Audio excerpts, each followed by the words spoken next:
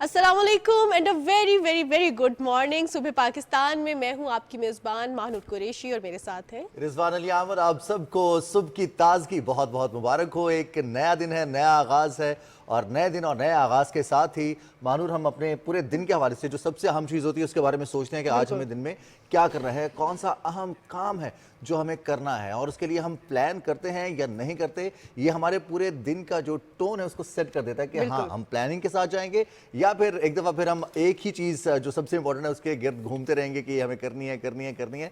लेकिन साथ ही साथ अपना कंफर्ट जोन भी हम बनाए रखते हैं कि अभी ये मुश्किल है, अभी ये मुश्किल है। तो दिन का आगाज़ करें ताजगी के साथ, प्लान के साथ और जो चैलेंजेस हैं उनको एक्सेप्ट करते हुए आज के दिन का आगाज़ करेंगे तो यकीन कीजिए आज का दिन न सिर्फ खूबसूरत होगा बल्कि अच्छा भी होगा। और ताजगी की बात करते हुए मानूर कह रही थी कि हम कलर्स की बात करेंगे, कुछ कितने खूबसूरत कलर्स होते हैं और मैं ये कह रहा था कि सर्दियों में ये कलर्स काफ़ी हद तक मान पड़ जाते हैं, बाहर या फिर समर्स में हमें कहीं कलर्स ज़्यादा वाइब्रेंट नजर आते हैं। लेकिन रिजवान हम कोशिश करेंगे कि प्रोग्राम में हम ऐसे कलर्स पहन के आए कि आपको लगे कि सर्दियों के जो कलर्स हैं वो जो सॉलिड्स कुछ चल रहे हैं ब्लैक ब्लू ग्रीन यही नहीं है बल्कि इनके अलावा भी बहुत से कलर्स हैं। कलर्स ज़िंदगी में भी बहुत से हैं।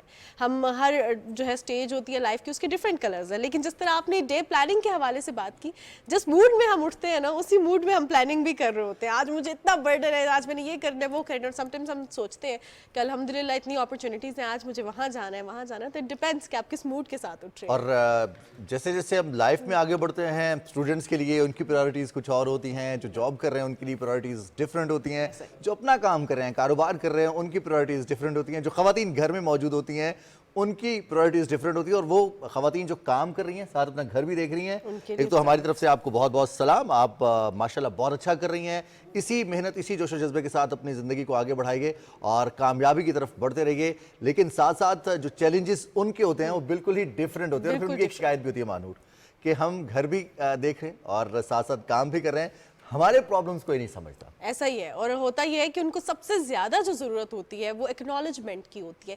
जब भी हम मेहनत करते हैं तो हमारा दिल चाहता है कि कोई एक्नॉलेज करे हमारी एफर्ट्स को, उसको सराहे, उसको देखे कि हम वाकई काम करें। ऐसा ना कहे कि ये तो रूटीन का काम है, ये तो सब करते हैं। तो ये बहुत ज़रूरी है कि अगर आपके घर में ख़वातीन हैं जो कि घर का काम भी देख रही हैं, जॉब भी कर रही हैं, उन पे ज़िम्मेदारियाँ ज़्यादा हैं, तो उनको आपकी सपोर्ट भी जो है वो ज़्यादा ज़रूरी है। और अब जो बात की गई है हमें कि मर्दों के बारे में भी बात करें, मर्दों की तारीफ जो है रिजवान आप करें। अच्छा, वैसे to be very honest Sadullah साहब कह रहे हैं लेकिन ये बात दुरुस्त है कि जो प्रोवाइडर होता है या फिर जिसने घर का कुंबे का ख्याल रखना है, जिसने अपने कारोबार का ख्याल रखना है, जिसने अपनी नौकरी का ख्याल रखना है, इसके साथ साथ जो चैलेंजेस ख़वातीन को दरपेश होते हैं जो वर्किंग भी होती हैं और घर भी संभालती हैं, तो मर्दों को भी ऐसे ही चैलेंजेस का सामना बल्कि इससे कई गुना ज़्यादा चैलेंजेस का सामना होता है। और वो बहुत मेहनत से बहुत लगन से काम भी करते हैं, ज़िंदगी में आगे बढ़ते हैं। जो कमी कहीं अपनी ज़िंदगी में अगर रह गई हो तो कोशिश करते हैं कि उनके बच्चों की ज़िंदगी में वो कमी ना रहे, इसके लिए वो ज़्यादा मेहनत करते हैं। बहरहाल जी, अब कुछ बात करेंगे हम सुबह पाकिस्तान में अपने पहले सेगमेंट की। क्रिकेट वर्ल्ड कप अपने फाइनल स्टेजेस पर पहुंच चुका है, नॉकआउट स्टेजेस का आगाज हो रहा है। कल से न्यूजीलैंड और इंडिया की टीम्स वानखेड़े स्टेडियम में आमने सामने होंगी। पहला सेमीफाइनल खेला जाएगा और इसके साथ दूसरा सेमीफाइनल होगा साउथ अफ्रीका और ऑस्ट्रेलिया का। दोनों सेमीफाइनल की विनर्स पहुंचेंगे अहमदाबाद, जहां पर वो वर्ल्ड कप 2023 के फाइनल में आमने सामने होंगी। क्या इस मरतबा तो लास्ट जो कप था वर्ल्ड कप, उसकी defending champion England world cup से बाहर हो चुकी है, लेकिन एक फाइनलिस्ट अभी भी कंपीट कर रही है और वो है न्यूजीलैंड। और न्यूजीलैंड की टीम के हवाले से अभी तक खबरें ये है कि वानखेड़े स्टेडियम की कंडीशंस, वहाँ के विकेट बहुत ज़रा सपोर्ट करेगी। और इस हवाले से न्यूजीलैंड के एक्स कोच ने भी एक बयान दिया है। उनका ये कहना है कि यहाँ पर बाउंस भी मिलेगा, हमारे बैटर्स के लिए भी अच्छा है और हमारे बॉलर्स के लिए भी अच्छा है। बिल्कुल जनाब, और इस पर बात करने के लिए हमारे साथ प्रोग्राम में मलिक खुरम शहजाद अवान मौजूद हैं। आज उनसे बात करते हैं और जानते हैं कि क्या होगा कल के सेमीफाइनल में। सबसे पहले तो आपको खुशामदीद कहते हैं। आपको सबसे पहले मैं ये जानना चाहूँगी कि आप कैसे देखते हैं इस बयान को कि जो बाउंसर्स हैं, जो बॉलर्स हैं, उनको अच्छा वो पिच मिलेगी और उसमें न्यूजीलैंड को एज मिलेगा। आप इस बयान को कैसे देखते हैं, क्या वाकई ऐसा है? जी बिल्कुल ऐसे ही। वेंकटेश्वर स्टेडियम की जो विकेट है उसमें थोड़ा सा एक्स्ट्रा बाउंस है जो पेसर के लिए बहुत सपोर्टिंग विकेट है। अभी आपने वहाँ इंडियंस की भी मैच देखी है जिस तरह से उनके फास्ट बॉलर को सपोर्ट मिला है। दूसरा ये है कि आपको पता है न्यूजीलैंड की विकेट्स के हवाले से आपको पता है वो एक्स्ट्रा बाउंस होता है, वो उनके बैटर्स के लिए भी बहुत अच्छा है और सबसे अच्छे पुल शॉट्स वगैरह भी खेलते हैं। और न्यूजीलैंड की टीम भी इस वक्त आपको पता है कि प्राइम फॉर्म में, और न्यूजीलैंड की वही टीम है कि जिन्होंने पहले बैटिंग करते हुए भी 300 प्लस किए हैं और चेस करते हुए भी 300 प्लस, जैसे धर्मशाला मैच हुआ 383, अनफॉर्चुनेट वो फिनिश नहीं कर पाए थे। फिर उनके जैसे दूसरे हैं, आप ओपनर्स देख लें, खावा ओपनर आते हैं या वन डाउन आते हैं, रविंद्र है, फिर नीचे आपके विलियमसन ने कम बैक किया है, जिस तरह से वो फॉर्म में है, कैप्टन जो हैं, फिर ऊपर से कॉनवॉय हैं, नीचे उनके बुलेट हैं, तो उनके पास एक एक्स्ट्रा जो है एडवांटेज होगा। और दूसरे साइड पे अगर इंडियंस को देखते हैं तो जाहिर सी बात है अनबिटन टीम है, 9 के 9 उन्होंने मैच जीते हैं और होम क्राउड का भी उनको एडवांटेज है और एक यूनिट की तरह खेल रहे हैं, स्पेशली जो उनके टॉप ऑर्डर हैं। देखें वाहिद इंडियन टीम्स नज़र आ रही है जो जिनके पास जो सारे जो हैं बैट्समैन हों या बॉलर हों एक विनिंग कॉम्बिनेशन के साथ जाते हैं। और स्पेशली देखें उनके ओपनर्स को देख लें, अपना कैप्टन जो हैं रोहित शर्मा हो गए हैं, फिर शुभमन गिल हो गए, और 2 ऐसे प्लेयर हैं वनडे क्रिकेट की हिस्ट्री में कि दोनों ने डबल 100 किया हुआ है। 3 तो रोहित शर्मा ने किया हुआ है, 264 उनका हाईएस्ट है, और शुभमन गिल ने रिसेंट सीरीज़ में 201 भी किया था, और दोनों अच्छे फॉर्म में। फिर नीचे आपको पता है Virat Kohli class of part जिस तरह से हैं, उनके पास भी एक माइलस्टोन अचीव करने के लिए बहुत अच्छा मौका है कि वो 50 अपना 100 करें, सचिन तेंदुलकर का रिकॉर्ड ब्रेक करें। फिर नीचे आते हैं जिस तरह से उनके के राहुल हैं, फिर उनके पास अगर देखे जाए जडेजा एक अच्छे ऑलराउंडर हैं, कुलदीप अच्छे स्पिनर हैं, फिर शामी का जैसे उनका कमबैक हुआ है, उन्होंने एक्स्ट्राऑर्डिनरी बॉलिंग की है, बुमराह हैं, सिराज हैं, मतलब एक अच्छा उनका यूनिट है। अच्छा खुरम, हम देख रहे हैं कि इंडिया के जो तमाम डिपार्टमेंट्स में परफॉर्मेंस हमें नजर आ रही है, चाहे वो बैटिंग की बात करें, बैटर्स ओपन पे आते हैं, या मिडल में शहरियास आयर बहुत ज़्यादा अंडररेटेड बैटर है, लेकिन उन्होंने बड़े मुश्किल मैचेस में इंडिया को निकाला भी है और पार्टनरशिप बिल्ड किए हैं, विराट कोहली के साथ मिलकर पार्टनरशिप बिल्ड किए हैं। दूसरी जानिब उनके बॉलर्स परफॉर्म कर रहे हैं। अगर हम न्यूजीलैंड की बात करें तो न्यूजीलैंड के टॉप ऑर्डर में रचिन रविंद्रा परफॉर्म कर रहे हैं, कॉनवे परफॉर्म कर रहे हैं, विलियमसन परफॉर्म कर रहे हैं, लेकिन अभी तक टॉम लैथम बड़ी इनिंग्स नहीं खेल सके हैं। एक ऑलराउंडर परफॉर्मेंस जो है वो मिसिंग है लोअर डाउन द ऑर्डर।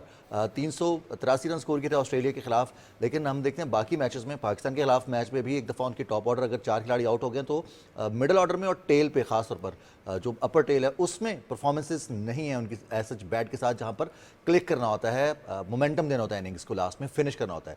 दूसरी जानिब हेनरी के इंजर्ड होने के बाद थोड़ा सा लैग करेगा पेस में न्यूजीलैंड, या फिर उनके पास ऑप्शंस मौजूद हैं? नहीं देखिए, ज़ाहिर सी बात है हेनरी उनके मेन वेपन थे, मतलब पेस उसमें उनके जाने के बाद ज़ाहिर सी बात है उनको एक सेटबैक तो हुआ है। और दूसरा ये कि इसके अंदर वाइटल रोल जो है कल टॉस का है। अगर देखें न्यूजीलैंड अगर टॉस विन करता है, पहले बैटिंग करता है, तो देखें एक साइकोलॉजिकल एडवांटेज होगा। जैसे मैंने आपको कहा कि इंडियन टीम एक 1 यूनिट होकर खेल रही है और उनके पास तकरीबन सारे ही मैच विनर प्लेयर हैं। देखा अगर उनका टॉप ऑर्डर परफॉर्म नहीं करता तो मिडल ऑर्डर कर रहा है, और जिस प्लेयर को देख लें you can just name it, तो सारी मैच विनर हैं, और जाहिर सी बात होम क्राउड का एडवांटेज है। और दूसरी तरफ उनको इनके पास बुलेट हैं, वो अच्छा एक्सप्रेस पेस हैं, फिर उनके साथ टीम सऊदी हैं, फिर उनके सेंटनर जो स्पिनर हैं लेफ्ट आर्म जो बॉलिंग कर रहे हैं बहुत अच्छी कर रहे हैं, हालांकि उनका एक अच्छी ट्रैजेक्टरी में ग्लेन फिलिप्स बड़े अच्छे स्पिनर के तौर पर सामने है, पार्ट टाइम स्पिनर हैं, पर वो अच्छा कर रहे हैं, बॉलिंग अच्छी कर रहे हैं, ऑफ स्पिन अच्छी कर रहे हैं, और बैटिंग में भी अच्छा परफॉर्म कर रहे हैं। और देखें विलियमसन की परफॉर्मेंस पे और ख़ासकर जो रचिन रविंद्रा जो हैं वो बहुत अहम किरदार अदा करेंगे कल के मैच में। देखें पहले बैटर बने हैं न्यूजीलैंड के जिन्होंने वर्ल्ड कप के अंदर 3 कंसेक्यूटिव जो है 100s भी किए हैं। सही। अच्छा खुरम शहजाद, अब आपसे ये जानना चाहेंगे कि अब जो कल का मैच है इंग्लैंड और जो न्यूजीलैंड और भारत आमने सामने होंगे, तो न्यूजीलैंड की क्या गेमिंग स्ट्रैटेजी होनी चाहिए भारत को हराने के लिए? देखिए दोनों ऐसी टीम हैं जो मॉडर्न डे क्रिकेट में बहुत ही एग्रेसिव क्रिकेट खेल रही हैं, पावर प्ले को बहुत अच्छा यूटिलाइज़ कर रही हैं। उनके रोहित शर्मा आते हैं, मतलब हिटमैन भी उनको कहते हैं, और शुभमन गिल आते के साथ ही एक अटैकिंग गेम खेलते हैं। और यहाँ से अगर कॉनवे और रविंद्र करते हैं ओपनिंग, तो वो भी आके एक एग्रेसिव क्रिकेट खेलते हैं, अटैकिंग क्रिकेट खेलते हैं। फिर नीचे विलियमसन आ जाते हैं कि विलियमसन भी उस चीज़ को नहीं देखते, आया वो 50 के करीब है या 100 के करीब है, वो आते हैं बस पावर हिटिंग करते हैं, तो उनके पास एक बहुत अच्छा यूनिट मौजूद है। अच्छा, तो ये तो चलिए हो गया। अभी तक हम देख रहे हैं इंडिया के मैचेस में मोस्टली ये होता था कि जो टॉस जीत रहा है उसके पास एडवांटेज है। लेटर ऑन जो राउंड रॉबिन स्टेज थी उसमें भी पहले चेज़ करना आसान था, उसके बाद कुछ मैचेस में चेज़ करना इंतहाई मुश्किल हो गया। इवन कि हम भी इंग्लैंड के खिलाफ चेज़ नहीं कर सके, क्योंकि ड्यू फैक्टर अपनी जगह पर था। अंडर लाइट्स फील्ड करना इतना आसान नहीं रहता, बैटिंग निस्बतन आसान हो जाती है। लेकिन आखिरी तमाम मैचेस ग्रुप स्टेजेस के, उसमें सिवाय ऑस्ट्रेलिया और अफगानिस्तान के मैच के, तमाम मैचेस में वो टीम्स कामयाब हुई हैं जिन्होंने पहले बैटिंग की है, जिन्होंने टारगेट दिया है। लेटर ऑन बैटिंग करना मुश्किल हो गया। तो अब जो नॉकआउट स्टेजेस हैं, सेमीफाइनल और फाइनल, यहाँ पर भी सेम कंडीशंस रहेंगी, या पर इंडिया को एडवांटेज हासिल होगा कि वो अपनी विकेट्स और जो उनकी स्ट्रेटजी है होम या फिर होस्ट कंट्री होने की वजह से उनको एडवांटेज रहेगा इस चीज़ का? देखें आप प्रीवियस 3 वर्ल्ड कप की हिस्ट्री देख लें, देखिए होस्ट नेशन ने विन किए हैं। हाँ। लास्ट भी इंग्लैंड ने विन किया, फिर उससे पहले ऑस्ट्रेलियंस ने विन किया, फिर उससे पहले इंडिया ने विन किया। और देखें इंडिया को साइकोलॉजिकल एडवांटेज भी है और होम ग्राउंड का भी एडवांटेज है, पर देखें टॉस का फैक्टर जो बहुत इंपॉर्टेंट है। देखिए जो पहले बैटिंग करेगा, जाहिर सी बात है उनको एक साइकोलॉजिकल प्रेशर, वो तो एडवांटेज भी होगा, लेकिन chase is always a pressure. हालांकि न्यूजीलैंड की जो टीम है, वाइट टीम है, जिन्होंने 300 प्लस पहले भी किया है, 401 पाकिस्तान के अगेंस्ट किया, तो चेस करते हुए भी दे आर गुड चेसर। देखें 383 की अनफॉर्चुनेट नेशम आउट हो गया, अदरवाइज वो भी एक हिस्ट्री ब्रेक हो सकती थी। ठीक है, तो कॉम्बिनेशन में कुछ तब्दीली होगी न्यूजीलैंड इंडिया, या फिर जो लास्ट मैच में कॉम्बिनेशन था उसी के साथ जाएंगे, विनिंग कॉम्बिनेशन के साथ? इंडिया के तो तमाम टेस्टेड हैं, न्यूजीलैंड लुकी फर्गसन इन एंड आउट रहे, फिर उसके साथ स्पिन में अगर देखा जाए तो सांटनर के लिए एक पार्टनर की ज़रूरत है, और वहाँ पर कमी तो ग्लेन फिलिप्स किसी हद तक पूरी कर रहे हैं, लेकिन जिस तरह से चार्ज की तरफ अगर जमाने तो ग्लेन फिलिप्स पे भी थोड़ा सा डाउट्स तो होंगे केन विलियमसन को। देखिए डेफिनेटली अपने विनिंग कॉम्बिनेशन के साथ जाएंगे। इंडियन से जैसा कि चाहता तो नेदरलैंड एक कमज़ोर टीम थी अगेंस्ट इंडिया जिस तरह से उनकी थी, पर उन्होंने उसी विनिंग कॉम्बिनेशन को कंटिन्यू रखा। और दूसरे एंड पे आप अगर जहाँ तक बात करें न्यूजीलैंड के पास स्पिन ऑप्शन में सूदी भी मौजूद है। लेट्स सी, अब देखें कल वो विकेट को देख के उसको ये ऑप्शंस यूटिलाइज़ करते हैं या नहीं करते। सही हो गया। Thank you so much Khurram, आपने हमें क्रिकेट वर्ल्ड कप के हवाले से आया। पाकिस्तान तो अब सेमीफाइनल तक रसाई हासिल नहीं कर सका, लेकिन स्टिल जिस तरह रिजवान आप कल कह रहे थे कि पाकिस्तानियों का अभी भी बहुत इंटरेस्ट है, और अभी मुझे लग भी रहा है रिजवान की जो एक्साइटमेंट है उससे कि इंटरेस्ट अभी तक है हमारा क्रिकेट में। इवन हम जो है ना, जितना भी चाहे हम क्वालिफाई करें या ना करें, हम क्रिकेट देखते लाजमी है इंशाल्लाह। और ये जो इंटरेस्ट है न सिर्फ क्रिकेट में बल्कि बाकी स्पोर्ट्स में भी ऐसे ही बरकरार रहेगा, और पाकिस्तान इंशाल्लाह बाउंस बैक करेगा। हमने पहले भी किया है और अब भी करके दिखाएंगे।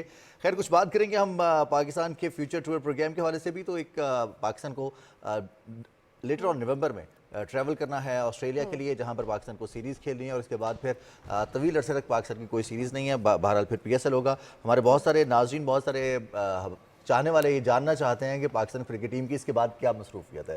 तो इस हवाले से ये खबर थी कि ऑस्ट्रेलिया हम टूर करेंगे। वेल जी, अब कुछ बात करेंगे हम पाकिस्तान में मौजूद गैर कानूनी तौर पर गैर मुल्कियों की वतन वापसी के हवाले से। हुकूमती इक़दाम के तहत जो डेडलाइन दी गई थी, और उस डेडलाइन के बाद भी तमाम गैर कानूनी गैर मुल्कियों की वतन वापसी का सिलसिला जारी है। और इस हवाले से जो इक़दाम किए जा रहे हैं उनमें इस चीज़ को यकीनी बनाया जा रहा है कि तमाम लोगों की बाइज्जत तौर पर अपने वतन वापसी मुमकिन हो सके। 31 अक्टूबर की ये डेडलाइन थी। जी जनाब, और 31 अक्टूबर के बाद उनकी जो जायदाद है वो भी जब्त करने का ऐलान किया गया था। लेकिन रिजवान, आपने देखा होगा कि उनके जो ट्रांजिट कैंप्स हैं वो बड़े रिस्पेक्टफुल वे में वहाँ पे जो स्टे भी कर रहे हैं ड्यूरिंग द ट्रांजिशन जो पीरियड है, उनको जो अपने मुल्क में जा रहे हैं, उसमें पाकिस्तान ने जो है सबसे इम्पॉर्टेंट जो हिकमत अमली है वो ये है कि जिस तरह आपने कहा बाइज्जत तरीके से जाए, सेफली जाए, फिर जो है उनकी सिक्योरिटी बहुत ज़्यादा मैटर करती है। इस पर बात करने के लिए हमारे साथ प्रोग्राम में हसन खान मौजूद हैं। सबसे पहले तो आपको खुशामदीद कहती हूँ। हसन, मुझे ये बताइएगा कि अभी वॉलंटरीली वापस जा रहे हैं, रजाकाराना तौर पर गैर मुल्की जो पाकिस्तान में गैर कानूनी तौर पर मुकीम थे वापस जा रहे हैं, लेकिन आपको क्या लगता है कब तक की वापसी का सिलसिला मुकम्मल हो जाएगा? बहुत शुक्रिया।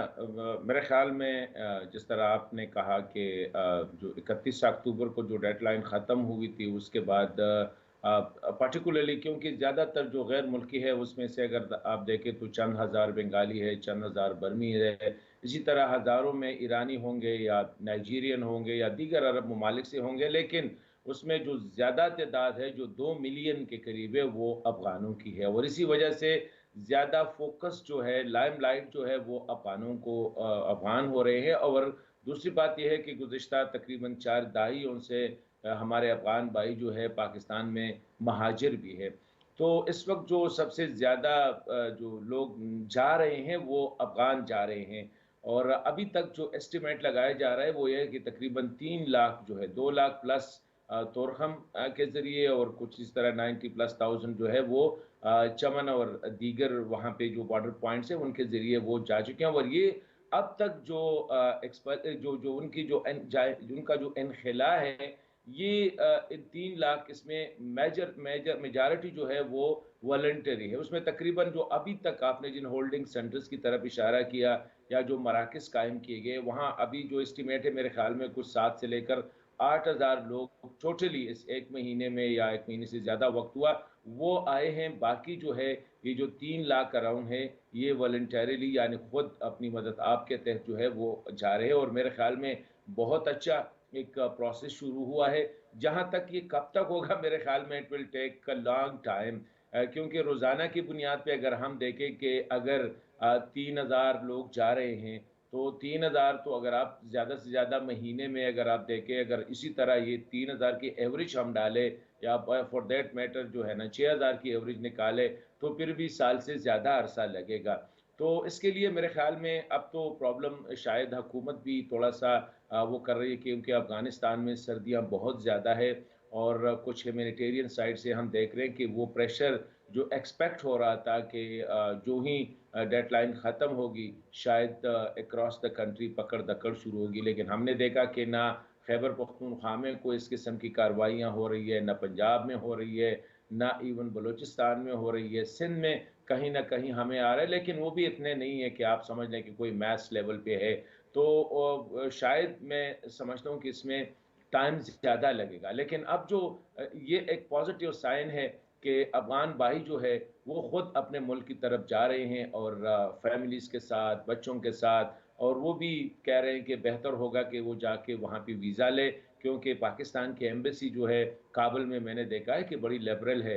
गुज़िश्ता महीने जो है मैंने एक एस्टीमेट लिया था, तो 27,000 लोगों को अराउंड 27,000 प्लस माइनस आप समझ लें कि 27,000 लोगों को 1 महीने के अंदर जो है वीज़े इश्यू हुए थे। इसका मतलब ये है कि वहाँ पे हमारी एम्बेसी जो है वो भी कोऑपरेट कर रही है। तो अफ़गान भी समझ रहे हैं कि बेहतर है महीने बाद वीज़ा मिले, 2 महीने बाद मिले, वापस आके अपना कारोबार सँभाल लें।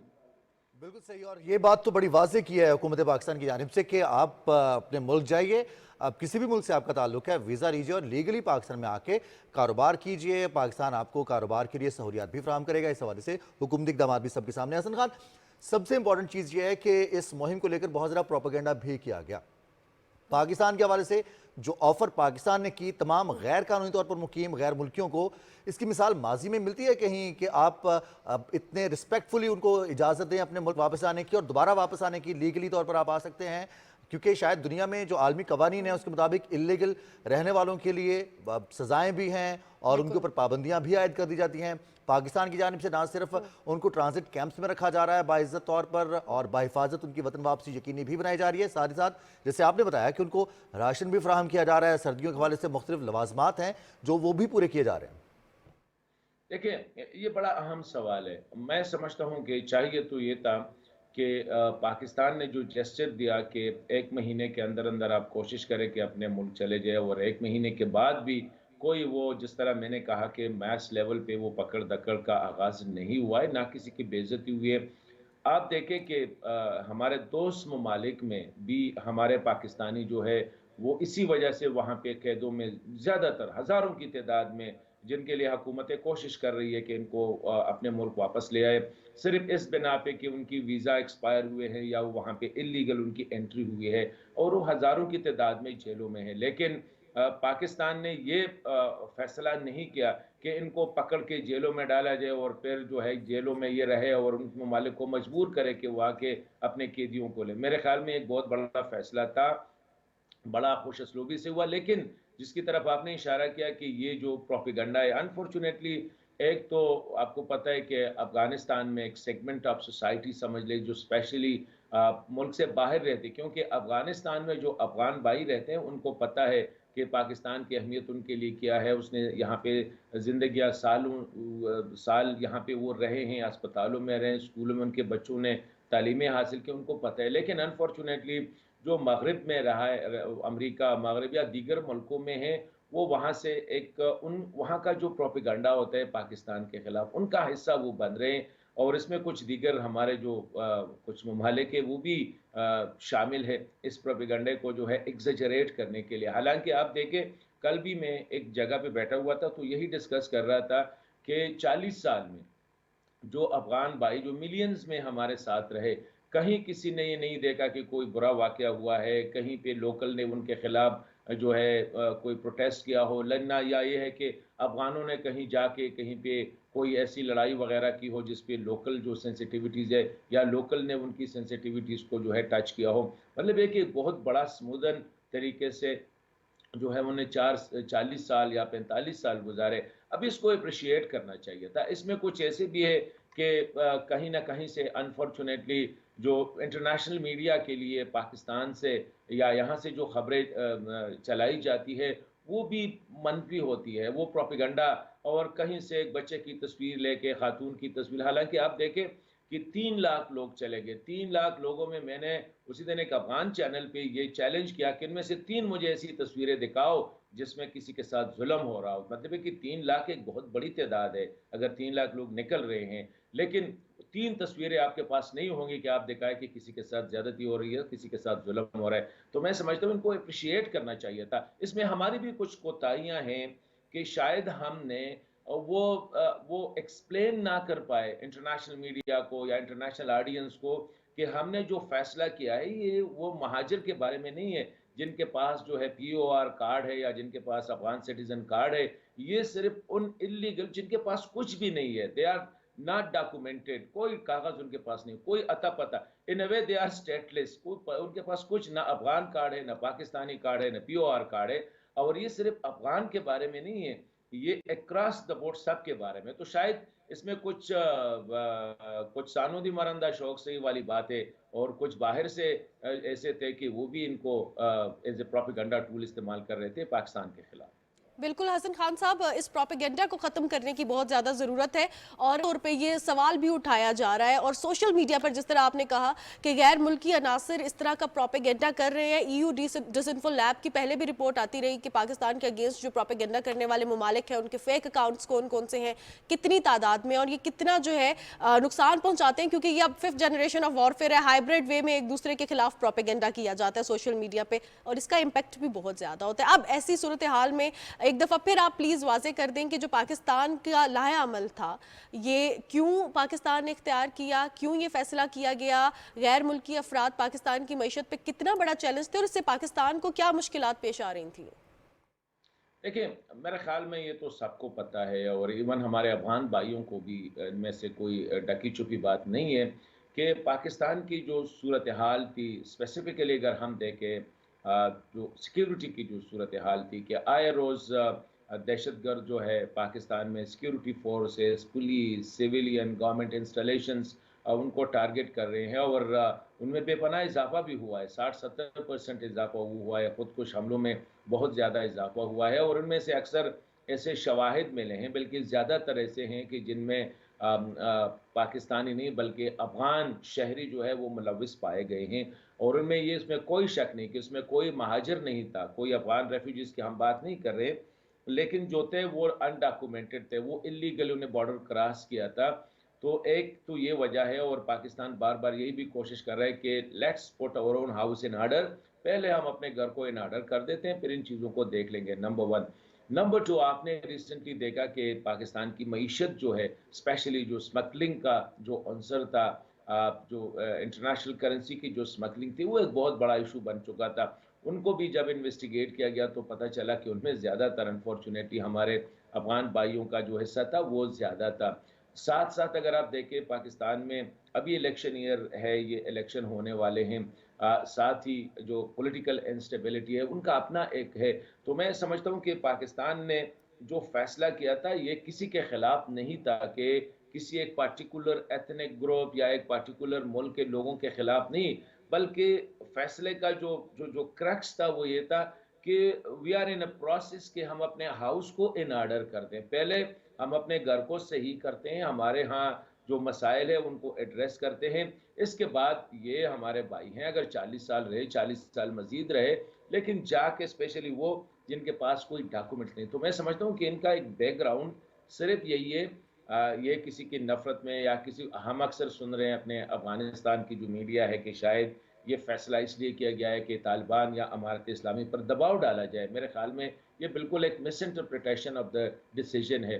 डिसीजन लिया गया है पाकिस्तान के अपने हालात के तनाजुर में और अपने घर को इन ऑर्डर करने के लिए। और ये तो आलमी कवानीन का हिस्सा भी है और आलमी कन्वेंशंस का भी हिस्सा है कि कोई भी मुल्क अपने मुल्क की बेहतरी के लिए, अपने कवानीन के लागू के लिए, अपने कवानीन को लागू करने के लिए फैसले कर सकते हैं। और पाकिस्तान ने भी ऐसा ही किया है और पूरी दुनिया में ये प्रैक्टिस है कि कोई भी गैर कानूनी तौर पर किसी मुल्क में दाखिल नहीं हो सकता और अगर कोई दाखिल होता है तो उसके खिलाफ इकदाम किए जाते हैं। बहुत शुक्रिया हसन खान, आपने बड़ी तफसील से बात की पाकिस्तान, हुकूमत पाकिस्तान के इकदाम और ख़ास तौर पर जो बात एक अहम थी महानूर के 40 साल से ज़्यादा, 4 दिहाइयों से ज़्यादा पाकिस्तान ने 40 लाख से ज़्यादा अफगान बहन भाइयों की मेज़बानी की है। पाकिस्तान ने अपनी मईशत का एक बड़ा सरमाया उन पर खर्च किया है और अब अगर पाकिस्तान का ये मुतालबा है कि वो लोग जो गैर कानूनी तौर पर पाकिस्तान में हैं अपने वतन वापस आएँ और अगर वो आना चाहें पाकिस्तान तो फिर डॉक्यूमेंट्स के साथ पाकिस्तान आए, लीगली पाकिस्तान आए, तो उसके लिए किसी किस्म की कोई रोक टोक नहीं होगी। अच्छा रिजवान, ऐसी मिसाल हमें दुनिया में कहीं भी नहीं मिलती। जब भी कहीं माइग्रेट्स जाते हैं तो उनको इतने जो है वो रिस्पेक्ट नहीं दी जाती, इतना जो है उनको वेलकमिंग बिहेवियर नहीं होता। और ख़ास तौर पे जिस तरह अभी हम बात कर रहे थे प्रोग्राम में कि एक एथनिक ग्रुप जो है आपके अगर कल्चर में आ जाए, तो अभी भी अगर हम पाकिस्तानी बाहर जाते हैं, वेस्ट जाते हैं, तो हम देखते हैं कि हमें समटाइम्स जो है थोड़ी सी रेजिस्टेंस का सामना करना पड़ता है, एशियंस को खास तौर पे करना पड़ता है। तो वो सिर्फ पाकिस्तानियों की बात नहीं, एक हम देखते हैं ना नॉर्मली कि अगर हमारे ग्रुप में हम सारे जो है लोगों से कोई डिफरेंट इंसान आ जाता है तो उसको वेलकम नहीं किया जाता। लेकिन पाकिस्तान ने मिसाल कायम की है और अब जो सेफ ट्रांजिट उनका हो रहा है इसमें भी पाकिस्तान हम अपनी मेज़बानी की वजह से मशहूर भी तो है ना, हम मेहमान भी हैं, हम मेज़बान भी हैं और हमारा अखलाक जो है ख़ास तौर पर वो तमाम लोग जो पाकिस्तान आते हैं उनके लिए डिफरेंट है और यही चीज़ पाकिस्तान को मज़ीद लवेबल बना देती है। चलिए जी, अब कुछ हम बात करते हैं इंटरेस्टिंग, और इंटरेस्टिंग ये है कि हम कुदरत की बात कर रहे थे, नज़ारे की बात कर रहे थे, ताजगी की बात करते थे। कुछ मनाजिर हम ऐसे देखते हैं कि एकदम हम वर्ताए हैरत में मुब्तला हो जाते कि ये कुदरत का इतना हसीन नज़ारा।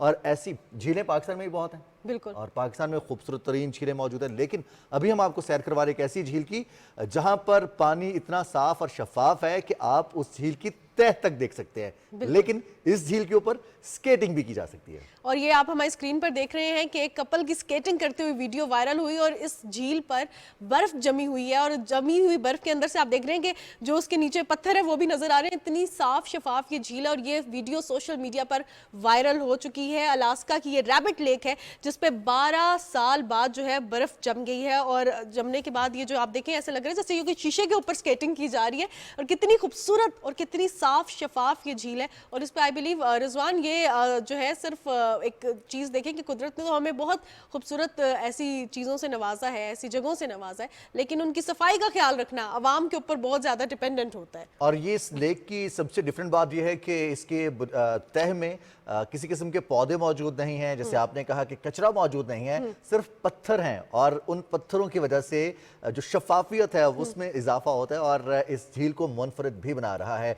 इस जो कपल है इन्होंने स्केटिंग की है और ये 12 साल बाद अलास्का में झील जो कि बर्फबारी के बायस टेम्परेचर में कमी की वजह से जम गई और उसके ऊपर स्केटिंग बिल्कुल वही कि जैसे शीशे के ऊपर स्केटिंग की जा रही है और क्या खूबसूरत क्या मुनफरद नज़ारा है। अच्छा रिजवान, अक्सर औकात ऐसा होता है कि जब हम जाते हैं झील सैफुल मलूक या हम कहीं भी पाकिस्तान के नॉर्दर्न एरियाज में जा रहे हो तो ये गलती हम करते हैं। पिकनिक मनाने का तो हमें बड़ा शौक है, वहाँ पे चीज़ें लेके जाते हैं और लिटरिंग करते हैं, वहीं पे रैपर्स फेंक देते हैं। अभी भी अगर आपने देखा होगा इस्लामाबाद सबसे ज़्यादा मशहूर इस वजह से है क्योंकि ये साफ़ सुथरी सिटी है। और इस पर आपने देखा होगा कि कितना अफसोस होता है कि जब आपकी गाड़ी के पीछे या आगे कोई गाड़ी हो, शीशा नीचे करें और रैपर बाहर फेंक दें, कितना दुख होता है। डिस्पोजेबल अशिया इस्तेमाल करने का हरगिज़ ये मतलब नहीं है कि जहां मौका मिले, जब जगह मिले, जब आप इस्तेमाल करें उसको आप वहीं पर डिस्पोज ऑफ करने की कोशिश करें, सड़क के ऊपर या फिर गली में, मोहल्ले में। हालांकि जो तहजीब याफ्ता मुआशरे हैं या फिर अगर हमने अपने बच्चों को भी सिखाना है तो उसमें सबसे पहली चीज़ यह है कि हमें उस पर खुद अमल करना होगा। जो कूड़ा करकट को ठिकाने लगाने के लिए जगह बनी है, मुख्तस की गई हैं, तो उनका इस्तेमाल भी होना चाहिए। वो इस्तेमाल करने के लिए बनाई गई हैं, उन पर भी पैसे खर्च इसलिए इवन डस्टबिन के ऊपर लिखा होता है यूज मी, लेकिन हम उसको यूज नहीं करते। अच्छा रिजवान, एक बात बताएं, कभी आपने सोचा कि बहुत महंगा सूट ले लिया और उसको आप बेच देता हूँ, एक दो दफ़ा पहन लिया, पिक्चर्स बना ली, फेसबुक पे लगा लिए? नहीं, ऐसा तो कभी नहीं हुआ। और कभी ये सोचा कि अगर मैं इसको बेचूंगा तो कितने की बिकेगी? हम अगर अपने सूट कोई बेचने की बात करते हैं तो हम परेशान हो जाते हैं, आधी कीमत पे बेचते हैं। लेकिन पॉप सिंगर माइकल जैक्सन जो कि बहुत फेमस सिंगर रहे हैं और आजकल की जनरेशन भी उन्हें जानती है, उनकी जैकेट की नीलामी जो है 2.5 लाख पाउंड में की गई है, फ़रोख्त हो गई है ये जैकेट। और ये जो है 1980 की दिहाई की माइकल जैक्सन की जैकेट है जो उन्होंने 1980s में पहनी थी। और अब आप देखें कि 2,50,000 पाउंड में ये खरीद ली गई है। अच्छा, एक सॉफ्ट ड्रिंक के इश्तिहार के लिए उन्होंने ये जैकेट पहनी थी। 2.5 लाख पाउंड्स में ये जैकेट फरोख्त हुई है। लंदन में होने वाली इस नीलामी में इस पॉप सिंगर की, लेजेंडरी पॉप सिंगर हम ये कहेंगे कि माइकल जैक्सन का नाम आते ही जो म्यूज़िक को एक नई चहर दी माइकल जैक्सन ने, न सिर्फ म्यूज़िक को बल्कि उस म्यूज़िक के ऊपर परफॉर्मेंस, फिर अपनी ड्रेसिंग, अपनी स्टाइलिंग की वजह से पूरी दुनिया में उन्होंने शोहरत हासिल की। अच्छा, और जो मून वॉक करते थे ना, उसकी वजह से भी बहुत फेमस थे वो।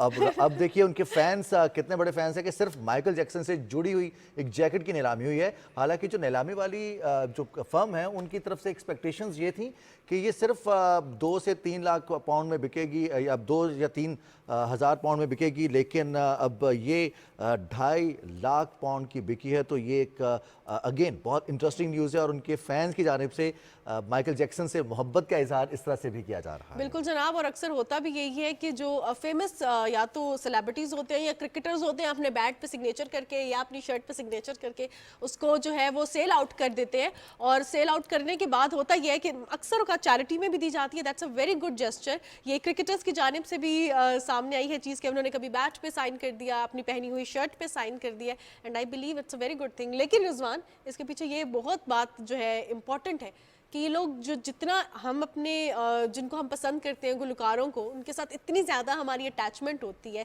इतने हम प्यार से वो चीज़ें खरीदते हैं और इतनी महंगी खरीदते हैं, so that matters a lot. यानी कि जब भी आपके पास स्टेज हो, आपके पास माइक हो, तो आपके ऊपर जिम्मेदारी होती है। इसका मतलब ये है कि बहुत से लोग आपको फॉलो कर रहे होते हैं। बिल्कुल, और इसी नोट के साथ एक ब्रेक लेंगे। ब्रेक के बाद वापस आएंगे तो कुछ मजीद इंटरेस्टिंग न्यूज़ और मजीद सेगमेंट्स के साथ वापस आएंगे। साथ रहिएगा।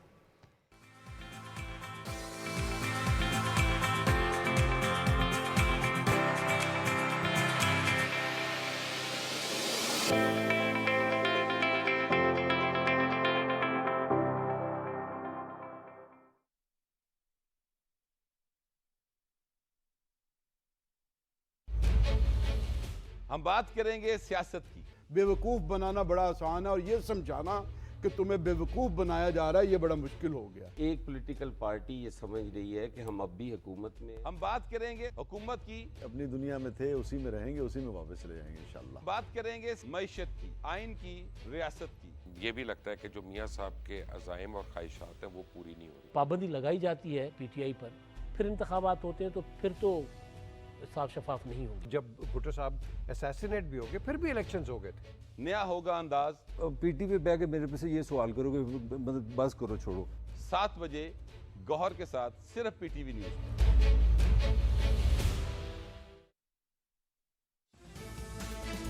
ये इलेक्शन से पहले का माहौल है, ये बताती है कि वाकई इलेक्शन होने वाले हैं। थोड़ा बहुत शोर जो है वो ज़रूरी है, ये जमहूरियत के अंदर होता है। सियासी जमातों के लिए ये बात लाजिम है कि वो अपनी जद्दोजहद को पुरअमन रखें। तसलसल के साथ भी कुछ लोग यहाँ पे इक़्तिदार में रहे। बातों से ज्यादा ना मंतक के अंजाम पे जाना चाहिए कि सच और झूठ लोगों के सामने आ जाए। इंटरनेशनल इमेज जो पाकिस्तान का उस वाले से भी चैलेंज होगा, ये इतना आसान काम नहीं है। लेकिन मैंने इस किस्म का अक्रॉस द बोर्ड क्रैकडाउन हर किस्म के माफिया के खिलाफ पहले नहीं देखा। रियल बयानिए नहीं बिकते, बिकॉज रियल चीज तो भूख है, रियल चीज तो महंगाई है। हम तो पहले भी ये कहते रहे हैं कि उन्हें आना चाहिए और इस मुल्क के अंदर उनकी ज़रूरत है। इस मुल्क में मार्शल आनी लगा हुआ, सहाफत भी आज़ाद है, सियासत भी आज़ाद है, अदलिया भी आज़ाद है।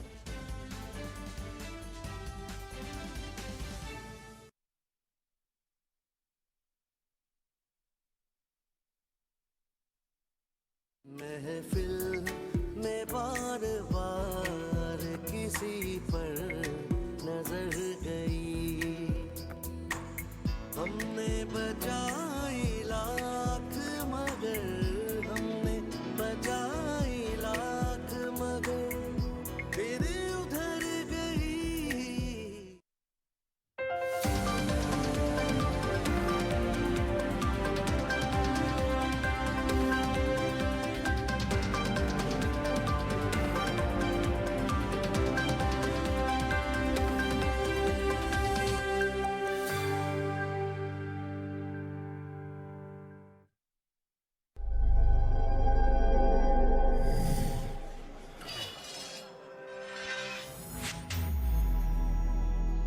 तवन्नाई और बचत पाकिस्तान की ज़रूरत।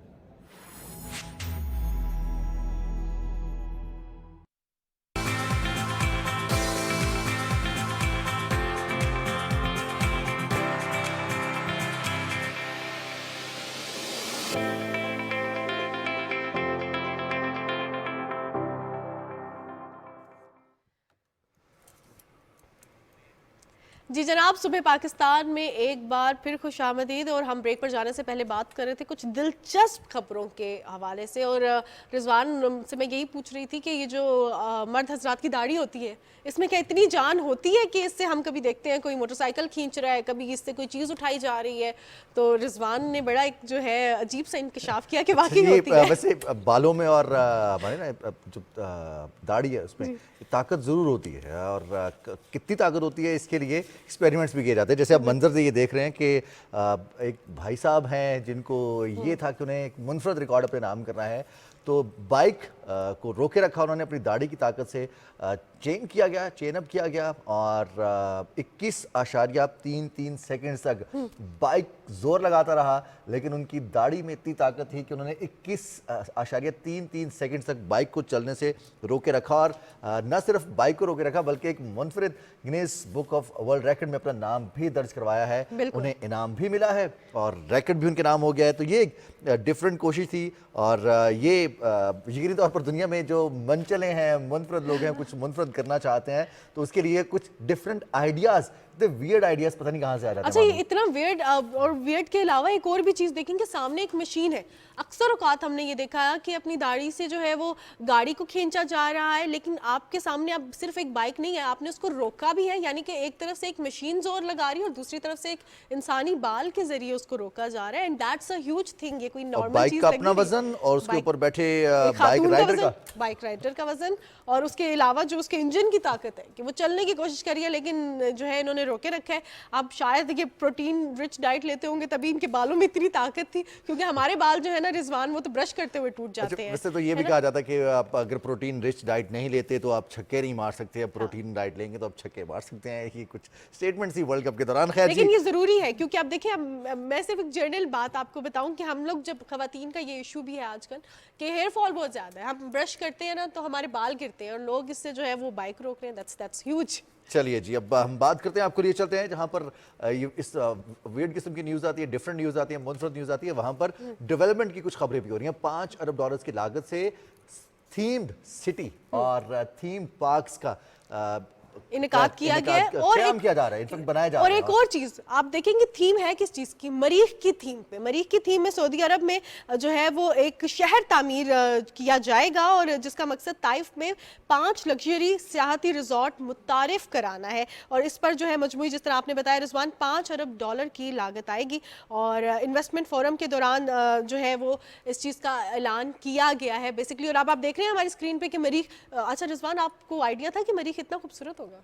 मरीख के हवाले से बहुत सारी फिक्शन मूवीज़ रिलीज़ की गई, उनमें मरीख दिखाया गया। और मरीख में जो अर्ली ऑन मूवीज़ में हम देखते रहे, वो सिर्फ एक सुर्ख सैयारे के नाम से, जहाँ पर चट्टानें हैं, सुर्ख मिट्टी है, या फिर तेज़ आंधी चलती है, हवा चलती है, कुछ उससे ज़मीन से मिलते जुलते, उसके ज़मीन से करीब तरीन सैयारा भी समझा जाता है कि जो ज़मीन की साख्त से और सकाफत से, जो उसकी साख्त है, कसाफत उसे कहते हैं, सकाफत कह रहा हूँ, कसाफत ज़मीन वाली उसकी है, वहाँ पर इंसानी ज़िंदगी मुमकिन है। अब उसी थीम को लेकर एक नया शहर, उसी शहर को डेवलप किया जा रहा है मजीद ताइफ को, और $5 अरब की लागत आ रही है इस प्रोजेक्ट पर, जिसके लिए चीन और कोरियाई फर्म्स के साथ मुख्तलिफ माहदों पर दस्तखत भी हुए हैं। चीन और कोरिया की जानिब से सऊदी अरब में डेवलपमेंट के लिए मुख्तलिफ मनसूबे अब ज़ेर तकमील भी हैं। इसके लिए हम देख रहे हैं कि मोहम्मद बिन सलमान, जो कि वली अहद भी हैं और वज़ीर आज़म भी हैं सऊदी अरब के, उनकी जानिब से इनिशिएटिव लिया गया। और इससे कबल भी ग्रीन सऊदी अरब इनिशिएटिव लिया गया था, और सऊदी अरब में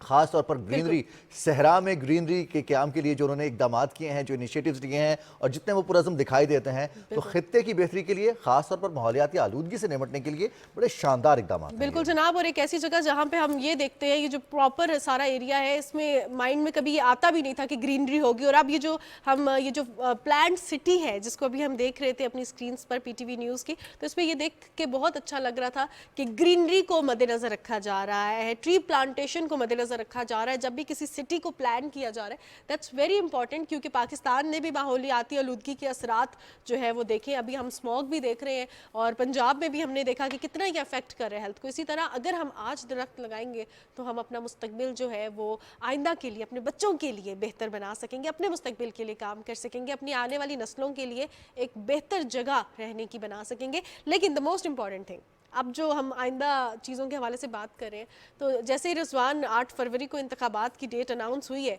तब से सियासी तोड़ जोड़ का सिलसिला भी जारी है, इंतखाबी मुहिम भी सियासी जमातों ने तेज़ कर ली है।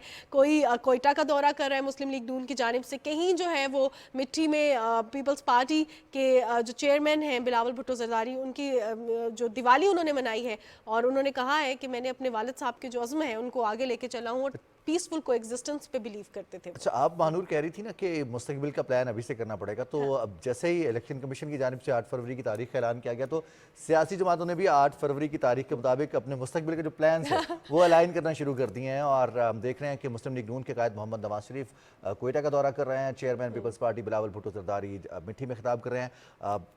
पाकिस्तान मुस्लिम लीग नून की जानिब से साबिक वज़ीर आज़म और मुस्लिम लीग नून के सदर मोहम्मद शहबाज शरीफ भी सियासी फ्रंट पर एक्टिव हैं, मुख्तलिफ सियासी रहनुमाओं से मुलाकातें कर रहे हैं, इत्तेहाद बन रहे हैं। हम देख रहे हैं नए नए लोग सियासी पार्टीज़ में शामिल हो रहे हैं। मुस्लिम लीग नून के हवाले से जो खबरें सामने आ रही हैं उसमें मुस्लिम लीग नून के कायद मोहम्मद नवाज शरीफ कोयटा का दौरा कर रहे हैं। इससे कबल कराची में इत्तेहाद के हवाले से MKM के साथ बात हुई, अब बलूचिस्तान का वो दौरा कर रहे हैं जहाँ पर JUI के साथ भी उनके इत्तेहाद के हवाले से कुछ खबरें हैं, जबकि साथ ही साथ मुस्लिम लीग नून के हवाले से कहा जा रहा है कि कुछ कदावर सियासी शख्सियात हैं जो ख़ासतौर पर बलूचिस्तान से होंगी, वो मुस्लिम लीग नून में शमूलियत इख्तियार कर सकती हैं। तो इत्तेहाद बनेंगे, सियासी जोड़ तोड़ होगा, सियासी लड़ाइयाँ लड़ी जाएंगी, तंदो तेज़ बयानात आएंगे, लेकिन सब पार्टीज़ अपना अपना मंशूर और अपनी अपनी कारकर्दगी लेकर अवाम के सामने जाएंगे और अवाम से वोट के लिए वो अपील भी करेंगे और अपनी जाने अपने अपने वोटर्स को राग़िब करने की कोशिश भी करेंगे। बिल्कुल, जिस तरह आपने कहा कि सियासी जमातों का मुस्तकबिल है और इस पर पाकिस्तान का मुस्तकबिल बहुत ज़्यादा डिपेंडेंट है, हमारा क्या मुस्तकबिल होगा, इसलिए आपने वोट लाजमी देना है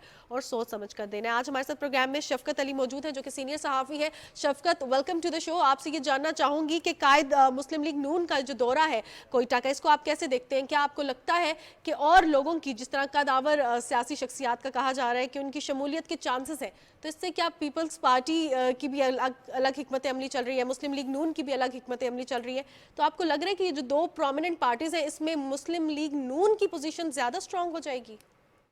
वो जैसे आप लोग कह रहे थे कि मूछ और वो दाढ़ी की वो ताकत इस्तेमाल करते, तो अब वो जो सियासतदान है उन्होंने भी मूछ दाढ़ी की जो है ना ताव लगाना शुरू कर दिया है जब से वो इलेक्शन की डेट अनाउंस हुई है।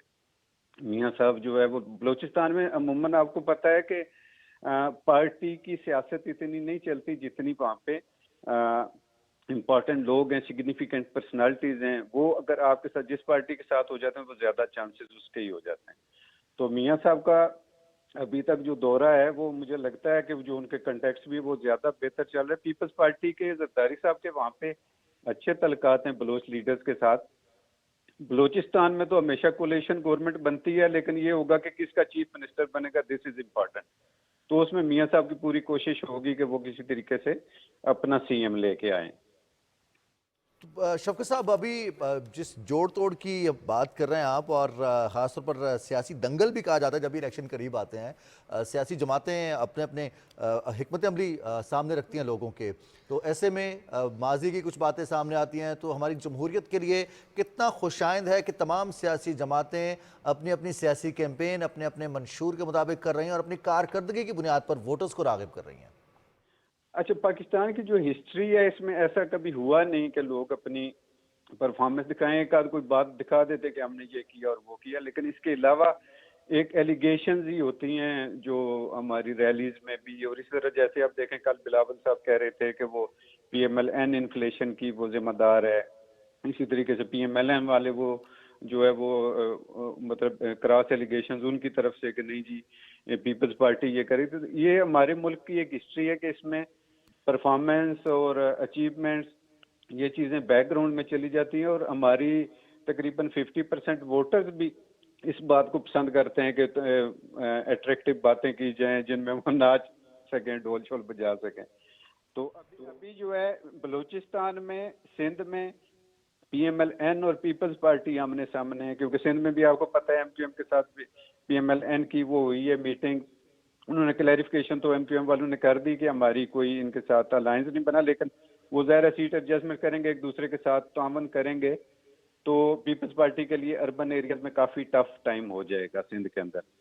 बलूचिस्तान में अब शफकत अली साहब, आपने देखा होगा कि बिलावल भुट्टो जरदारी ने भी बहुत बड़ा जलसा किया और अब मुस्लिम लीग नून भी जो है सियासी इत्तेहाद की जानिब बढ़ रही है, तो ऐसे में आपको पीपल्स पार्टी की हिकमत अमली कैसी लग रही है? और अब जो है आगे जिस तरह आपने कहा कि आमने सामने है मुस्लिम लीग नून और पीपल्स पार्टी सिंध में, तो अब पीपल्स पार्टी की क्या हिकमत अमली होनी चाहिए? क्योंकि मुस्लिम लीग नून तो सियासी इत्तेहाद की तरफ जो है वो बहुत तेज़ी से राग़िब है। देखें, पीपल्स पार्टी जब से ये MQM थोड़ी टूटी फूटी थी तो इनको अर्बन एरियाज में भी थोड़ी सी लिवरेज मिल गई थी। अब इनकी यही ख्वाहिश है कि अब जब से ये PMLN और इनकी आपस में MQM की थोड़ी अलायंस की बातें चल रही हैं, तो पीपल्स पार्टी को थोड़ा सा खतरा है कि अर्बन एरियाज में जो वो चाह रहे थे कुछ एडवांटेज उन्हें मिल जाए, वो शायद कम हो जाए। लेकिन रूरल एरियाज में तो ऑफकोर्स उनकी वहाँ पे पॉपुलरिटी है और वो वहाँ से सीटें लेंगे। सिंगल लार्जेस्ट पार्टी बनने के लिए पंजाब से सीटें लेनी बहुत ज़रूरी हैं, क्योंकि पहले अगर ये अर्बन एरिया से कुछ सीटें ले जाते तो इनको थोड़ी सी रिलीफ मिल जाता कि पंजाब में अगर थोड़ी परफॉर्मेंस दें तो। लेकिन अब उनको पंजाब पे ज़्यादा फोकस करना पड़ेगा, क्योंकि सिंध के अर्बन एरियाज में PMLN और MQM ने अगर शेयर ले लिया, कुछ दूसरी पार्टीज भी होंगी, तो फिर उसके बाद पीपल्स पार्टी के लिए मुश्किल हो जाएगा कि वो आगे सिंगल लार्जेस्ट पार्टी के जो ख्वाब हैं वो पूरे कर सके। लेकिन बिलावल साहब तो कह रहे हैं कि हम जो है वो 88 में भी 2008 में भी हमने सरप्राइज दिया था और इस दफ़ा भी देंगे। उम्मीद है कि वो इस पे वर्क कर रहे होंगे। बिल्कुल सही। और जो कानून साजी हो रही है, इलेक्शन कमीशन के कवानीन में कुछ तरमीम हुई हैं, इस हवाले से पीपल्स पार्टी के वफ़द ने कल इलेक्शन कमीशन का दौरा भी किया और अपने तहफ़्फ़ुज़ात का इजहार भी किया, जो उनको जिन कवानीन पर तहफ़्फ़ुज़ात हैं। शफकत अली साहब, इलेक्शन से ज़्यादा इंपॉर्टेंट इलेक्शन के नताइज को तस्लीम कर रहा है। इलेक्शन से पहले तमाम सियासी जमातें अपना अपना जोर लगाती हैं अपने अपने वोटर्स के लिए और जोड़ तोड़ करती हैं, लेकिन इलेक्शन के बाद के जो मसाइल होते हैं, क्या समझते हैं 2023 के इलेक्शन, 2024 के इलेक्शन जो हैं वो पाकिस्तान की तारीख में ऐसे साबित होंगे कि सियासी जमातें मिल बैठेंगी, मसाइल को हल करेंगी और पाकिस्तान को आगे लेके जाने के लिए सब हम मिलकर आगे बढ़ेंगे और इंतखाबात को तस्लीम किया जाएगा? इमीडिएटली आफ्टर इलेक्शंस US में भी, यूरोपियन कंट्रीज में भी थोड़ी बहुत इस तरह की बातें होती हैं कि फलां पार्टी ने थोड़ी बहुत रिगिंग की या प्री पोल रिगिंग थी या पोस्ट पोल थी, जो भी वो हमारे यहाँ भी होती है। लेकिन मेरा ख्याल है कि ये जो हम लोग डेमोक्रेटिकली काफ़ी मैच्योर हुए हैं, अब 2-3 असेंबलीज ने अपने टर्म्स पूरी की है, तो अब मुझे उम्मीद है कि पार्टीज इतनी समझदार हो चुकी हैं कि वो एक्सेप्ट करेंगी नताइज को। थोड़ी बहुत तो एलिगेशंस एक दूसरे के ऊपर, ये सियासत का उनका रंग होता है, वो एक दूसरे पे करते ही हैं, लेकिन आई थिंक वो इस दफ़ा एक्सेप्ट करेंगे। और जिस तरीके से केयर टेकर गवर्नमेंट और ECP भी कह रहे हैं कि हम बहुत हिस्ट्री के सबसे फेयर इलेक्शन कराएंगे, तो उम्मीद करनी चाहिए कि अच्छा होगा। सही सही, बहुत शुक्रिया शफकत अली साहब ने हमें पाकिस्तान की सियासी सूरत हाल से आगाह किया। और जब तक इलेक्शंस नहीं हो जाते, नताइज नहीं आ जाते और नताइज एक्सेप्ट नहीं हो जाते, तब तक जो है हमारे माइंड में ये चीज़ रहेगी, क्योंकि रिजवान हमेशा यही होता है, इलेक्शंस के बाद कहा जाता है कि या तो धांधली हुई है या एक्सेप्ट नहीं किया जाता और उसके बाद एक नई क्योटिक सिचुएशन जो है वो सामने ये तो खैर तमाम जो मुकाबला जहाँ पर भी होगा, चाहे वो खेल का मैदान हो, वो आपकी क्लासरूम हो, वो आपके दफ्तर में मुकाबला हो या फिर सियासी मैदान हो, तो वहाँ पर जब मुकाबला होता है, ऑपोजिशन होती है, आमने सामने एक दूसरे को अपोज किया जाता है, तो वहां पर इस तरह की चीजें चलती रहती है। और जैसे शफकत साहब कहते हैं कि ये एक सियासी रंग भी होता है और ये कलर भी होता है, जमहूरियत का हुस्न भी यही है। जी, ब्रेक लेंगे, न्यूज ब्रेक के बाद वापस आएंगे।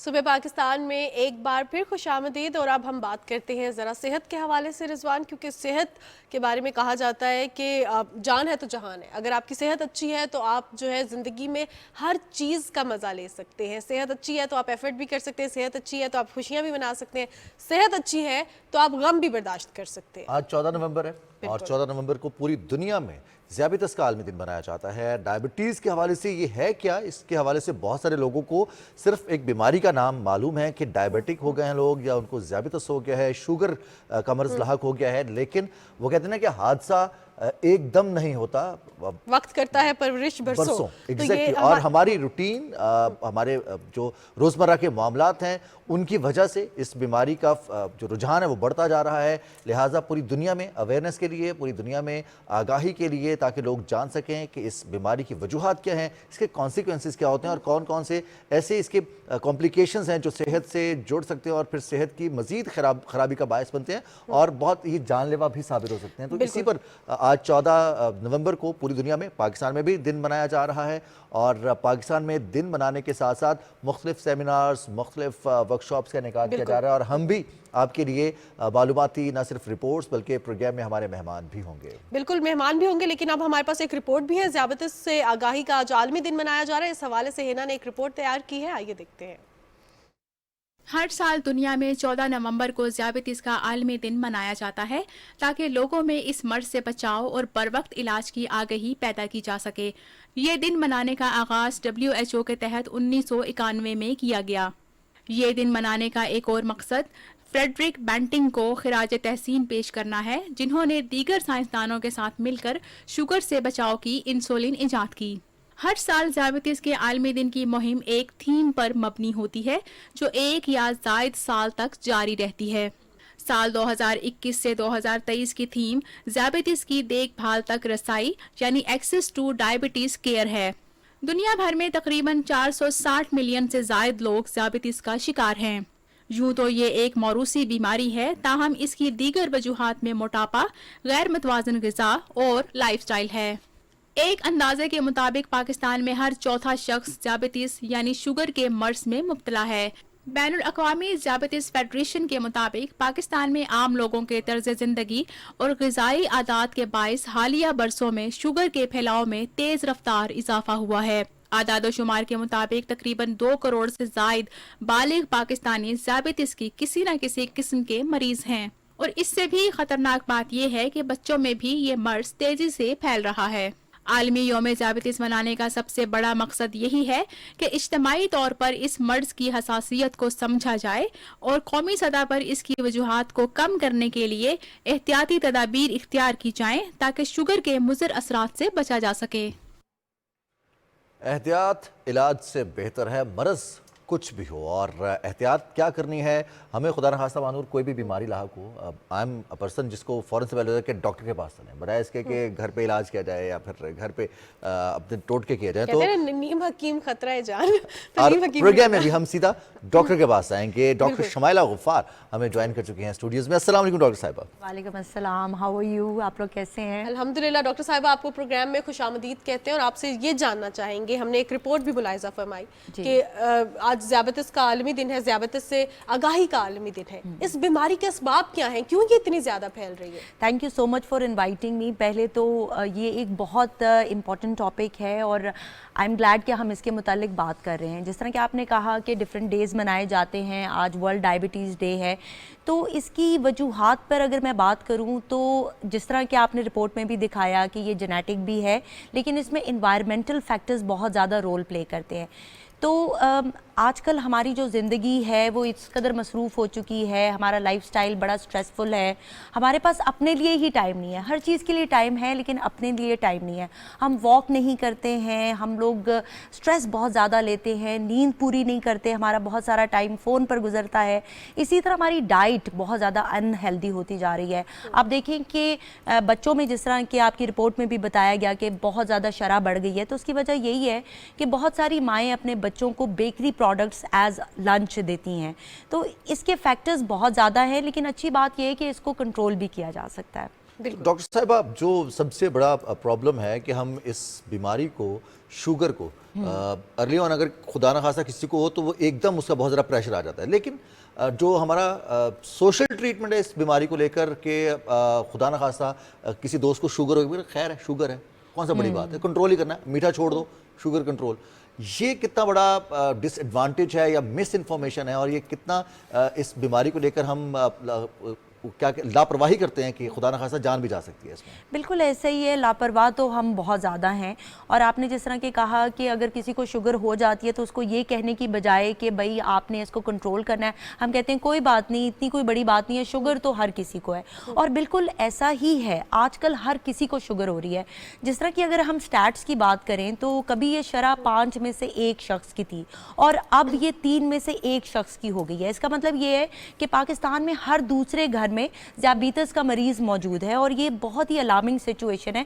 अगर इसको कंट्रोल ना किया गया इस स्टेज पर तो पाकिस्तान अनफॉर्चुनेटली डायबिटीज़ के लिहाज से पहले नंबर पर शुमार किया जाने वाला मुल्क बन जाएगा और हमें इसको रोकना है। कैसे हम रोक सकते हैं? इसी तरह के मरीज़ के साथ साथ उसके घर वालों का रोल बहुत ज़्यादा इंपॉर्टेंट है और हम इसी पे हमेशा से स्ट्रेस करते हैं कि आपकी जो फैमिली है, अगर वो आपके सामने बैठ के मीठा खा रही है, वो आपको ये कह रही है कि कोई बात नहीं थोड़ा सा चख ले, तो आप जो मरीज़ के लिए इसको मज़ीद मुश्किल बना रहे हैं। बिल्कुल हमें ये करना चाहिए ऑन द अदर हैंड कि जो घर वाले हैं वो कहें कि चलें जी वॉक करते हैं, एक्सरसाइज करते हैं, मीठा हम सब छोड़ रहे हैं, इससे पूरा घराना हेल्दी हो जाएगा। मैं आपको ये बताऊं कि ज़ियाबीतस को बहुत आराम से कंट्रोल किया जा सकता है क्योंकि इट्स अ लाइफस्टाइल। अगर आप अपने लाइफस्टाइल को चेंज कर लेते हैं तो आप अपनी बीमारी को बहुत हद तक कंट्रोल कर सकते हैं और एक बहुत कंफर्टेबल लाइफ गुजार सकते हैं। सही। अच्छा, जिस तरह आपने कहा कि लाइफस्टाइल मॉडिफिकेशन बहुत ज़्यादा ज़रूरी है। अभी अगर हम बच्चों के लंच बॉक्स खोल के देखें तो उसमें जो सारा लंच होता है ना, वो पैकेट की जो प्रोडक्ट्स होती हैं वो होती है, या उसमें चिप्स होते हैं, बिस्किट होते हैं, सारी बेकरी प्रोडक्ट्स होती हैं। कोई भी ऐसी चीज़ नहीं है जो कि घर से बना के दी जाए। या हमारे टाइम पे ऐसा होता था कि हम सुबह सैंडविच बना लिया या जो रात का बचा हुआ खाना है उसी को कुछ चेंज करके घर में बना के दे दिया। अब हो ये गया है कि बच्चे तो बाहर की चीज़ें खाते हैं, बड़े भी बाहर की चीज़ें खाते हैं क्योंकि कुछ जॉब हमारी डिस्क्रिप्शन ऐसी है, सारा दिन बाहर होते हैं। तो बाहर के खाने कितने ज़्यादा, ये जो खाना होता है ये कितना ज़्यादा अफेक्ट करता है। और ख़ास तौर पे अगर हमारी डाइट हेल्दी नहीं होगी तो इससे कौन सी डायबिटीज़ होती है, टाइप 1 डायबिटीज़, टाइप 2 डायबिटीज़, और इसके अलावा अगर जो दोनों टाइप्स है इसकी वजूहात भी आपसे जानना चाहूँगी। जी, बड़ा अच्छा सवाल किया आपने। देखिए, बात ये है कि जो हमारा खाना है इसका प्राइमरी रोल है हमें बीमारियों की तरफ ले जाने की तरफ और उनसे बचाने में भी। तो जिस तरह के हम कह रहे हैं कि लंच माएँ जो है आजकल बड़ा अनहेल्दी देती हैं।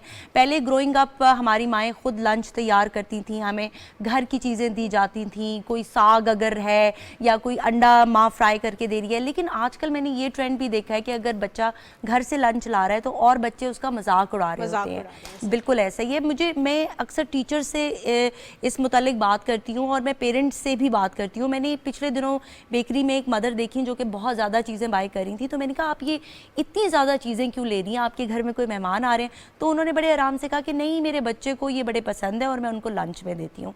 तो इस चीज़ को हमें चेंज करना होगा। जहाँ तक वजूहात की बात है, देखिए there are 2 types of diabetes, एक टाइप 1 डायबिटीज़ है और एक टाइप 2 है। टाइप 1 को इंसुलिन डिपेंडेंट डायबिटीज़ भी कहा जाता है, यानी उसमें या तो कम्प्लीटली आपके बॉडी में इंसुलिन नहीं है या फिर बहुत कम मिकदार में है।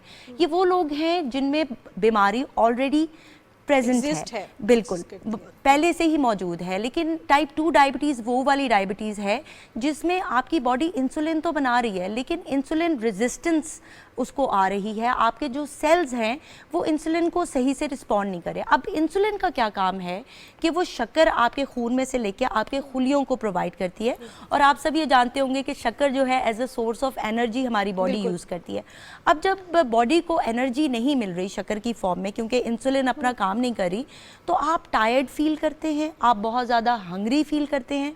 तो मैं ये कहना चाहूँगी कि टाइप 1 में although it is genetic but also auto immune causes भी हैं, और दूसरी बात यह है कि उसमें भी इन्वायरमेंटल फैक्टर्स का रोल है लेकिन इतना ज़्यादा नहीं। टाइप 2 डायबिटीज़ वो डायबिटीज़ है जिसमें इन्वायरमेंटल फैक्टर्स या आपका वेट, ओबेसिटी बहुत इंपॉर्टेंट रोल प्ले करती है और इसको बहुत आराम से आप कंट्रोल कर सकते हैं। जहाँ पर मैंने बात की इंसुलिन रेजिस्टेंस की, तो अगर आप अपने वज़न को कम कर लें, आप डाइट हेल्दी कर लें, आप वॉक करना शुरू कर दें, तो आप अपनी प्री डायबिटिक फेज़ में से निकल के नॉर्मल ज़िंदगी गुजार सकते हैं। डॉक्टर साहब, यही तो सबसे मुश्किल काम है। हमने ज़िंदगी को आसान बनाने के लिए बहुत सारी इन्वेंशंस की, गैजेट्स आ गए, मोबाइल फ़ोन आ गया और टेक्नोलॉजी आ गई, जिनसे हम मिलने के लिए दूर जाते थे, अब वो एक क्लिक पर हमारे सामने आ जाते हैं। ये चीज़ें हम अपनी बेहतरी के लिए इस्तेमाल करने की बजाय हम अपनी सेहत को नुकसान पहुंचा रहे हैं। शुगर के हवाले से तो ये भी कहा जाता है कि ये स्वीट पॉइजन है, मीठा जहर है, और इसका एहसास तब होता है जब बहुत देर हो चुकी होती है। रूटीन मैटर्स, सोना, वक्त पर सोना, वक्त पर जागना, अपनी जो रूटीन है उसको बेहतर करना, ये भी ओबेसिटी और शुगर की रीजंस में शामिल होता है, मैटर करती है ये चीज़ें भी। बहुत सारे लोग रात देर तक जागते हैं काम के लिए। बिल्कुल ऐसा ही है। आपकी जो नींद है वो इस कदर इम्पॉर्टेंट है। हम हमेशा से ये कहते हैं कि 6 से 8 घंटे की नींद जो है वो हर शख्स को करनी चाहिए, चाहे वो जिस कदर बिजी हो। मैं हमेशा से ये कहती हूँ कि अगर आप अपने लिए वक्त नहीं निकाल सकते तो फिर ज़िंदगी में जो आप बाकी अचीवमेंट्स हैं उनका कोई फ़ायदा नहीं है। You are not successful until and unless you are healthy. और अगर हम नींद नहीं करते तो हमारी जो बॉडी में शुगर की मिकदार बढ़ जाती है। इसी तरह जब हम स्ट्रेस में होते हैं तो हमारी बॉडी में शुगर की मिकदार बढ़ जाती है, और जब खून में शुगर की मिकदार बढ़ जाती है तो it's a clear cut indication कि आप डायबिटीज़ की तरफ जा रहे हैं। तो बहुत ज़्यादा ज़रूरी है कि हम अपनी नींद पर तवज्जो दें। हमारे लाइट ऑफ टाइमिंग्स होने चाहिए। हम बच्चों को कहते हैं लेकिन हम बड़े खुद इसी तरह करते हैं कि जब हम बेड में जाते हैं तो हम फ़ोन पकड़ लेते हैं। बहुत सारे लोग सुबह उठते साथ ही फ़ोन यूज़ करना शुरू कर देते हैं। टेक्नोलॉजी इज़ रियली गुड, लेकिन अगर उसका इस्तेमाल एक हद तक किया जाए और फ़ायदे के लिए किया जाए। अगर वो आपकी नींद डिस्टर्ब कर रहा है, अगर वो आपके लिए स्ट्रेस कॉज कर रहा है, तो इसका मतलब है कि आप बीमारियों को खुद दावत दे रहे हैं। बिल्कुल। अच्छा, अब अगर हम डायबिटीज़ के हवाले से बात करें तो ख़वातीन में ये मुख्तलिफ स्टेजेस में ज़्यादा प्रोमिनेंट हो जाती है। जब हम टेस्ट करवाते हैं तो ब्लड शुगर लेवल ज़्यादा होता है, ख़ास तौर पर ड्यूरिंग प्रेगनेंसी, या ख़वातीन अगर PCOS का शिकार है। बिल्कुल। तो इसमें क्या ख़ास कोई कंडीशन होती है, ये चली जाती है डायबिटीज़ या ये रहती है? देखिए, आपने बात की कि PCOS की, तो ये बहुत ज़्यादा कॉमन होता जा रहा है पाकिस्तान में, और आप देखें कि यही आपको और बीमारियों की तरफ लेके जा रहा होता है। यानी आपके चेहरे पे बाल आ रहे होते हैं और साथ साथ आपको डायबिटीज़ भी हो जाती है। और मज़े की बात ये है कि इसका इलाज इस कदर सिंपल है कि अगर वेट लॉस कर लिया जाए तो आप डायबिटीज़ से भी बच जाएंगे और आप PCOS से भी बच जाएंगे। देखिए कितना आसान इसका इलाज है। और हम हमेशा से पेशेंट को ये कहते हैं कि आपने सबसे पहले कोशिश करनी है कि आप अपना वेट कम करें, क्योंकि अगर आप वेट कम करेंगी तो इंसुलिन रेजिस्टेंस बॉडी में कम हो जाएगी और आप इन बीमारियों से बच जाएंगी। जहाँ तक आपने बात की जेस्टेशनल डायबिटीज़ की कि प्रेगनेंसी में ख़वातीन को हो जाती है, बिल्कुल ऐसा है। कुछ ख़वातीन जो होती हैं they are prone to it, उसमें कुछ जेनेटिक फैक्टर्स भी होते हैं। दूसरा, कुछ ख़वातीन जो कि पहले से ओबीज़ हैं they are more prone to it. लेकिन अच्छी बात यह है कि जेस्टेशनल डायबिटीज़ को बहुत आराम से कंट्रोल किया जा सकता है अगर ख़वातीन जो हैं, जिस तरह कि मैंने कहा कि एक हेल्दी लाइफस्टाइल, इवन प्रेगनेंसी में भी अगर हेल्दी लाइफस्टाइल रखा जाएगा तो आप अपने शुगर लेवल्स को कंट्रोल कर सकती हैं। मसला हमारे मुल्क में ये है कि जब ख़वातीन प्रेग्नेंट हो जाती हैं तो उनको लगता है कि अब हमें एक पास मिल गया है कि हम सब कुछ खा सकती हैं, हम आइसक्रीम भी खा सकती हैं, हम फैट वाली चीज़ें भी खा सकती हैं, और लोग भी उसे कह रहे होते हैं तुम प्रेग्नेंट हो सब खाओ। तो इस तरह से नहीं करना चाहिए। मैंने फॉरेन कंट्रीज़ में देखा है कि ख़वातीन जो प्रेग्नेंट होती हैं वो एक्सरसाइज के लिए भी जाती हैं, वो घर के रोज़मर्रा की ग्रोसरीज भी कर रही होती हैं और बहुत सारे अपने बच्चों को भी संभाल रही होती हैं। और यहाँ पर क्या होता है, जैसे ही प्रेग्नेंट होती हैं तो वो बैठ जाती हैं, क्योंकि कहा जाता है हमारे यहाँ की बीमार है, बीमारी कंसीडर की जाती है, तो वो बेड रेस्ट पे चली जाती हैं और वो बहुत सी बीमारियों का बाइस। बिल्कुल। और जेस्टेशनल डायबिटीज़ इस कदर नुकसानदेह है, सिर्फ माँ के लिए नहीं बच्चे के लिए भी, कि ये आपके बच्चे को लार्ज साइज़ बेबी कर देती है, जिसकी वजह से आपकी डिलीवरी में प्रॉब्लम्स हो सकती हैं। फिर बच्चे को जेनेटिक या बर्थ डिफेक्ट्स हो सकते हैं, क्योंकि जब डेफिनेटली बेबी लार्ज साइज़ का होगा तो फिर डिलीवरी में भी कॉम्प्लिकेशंस होंगी।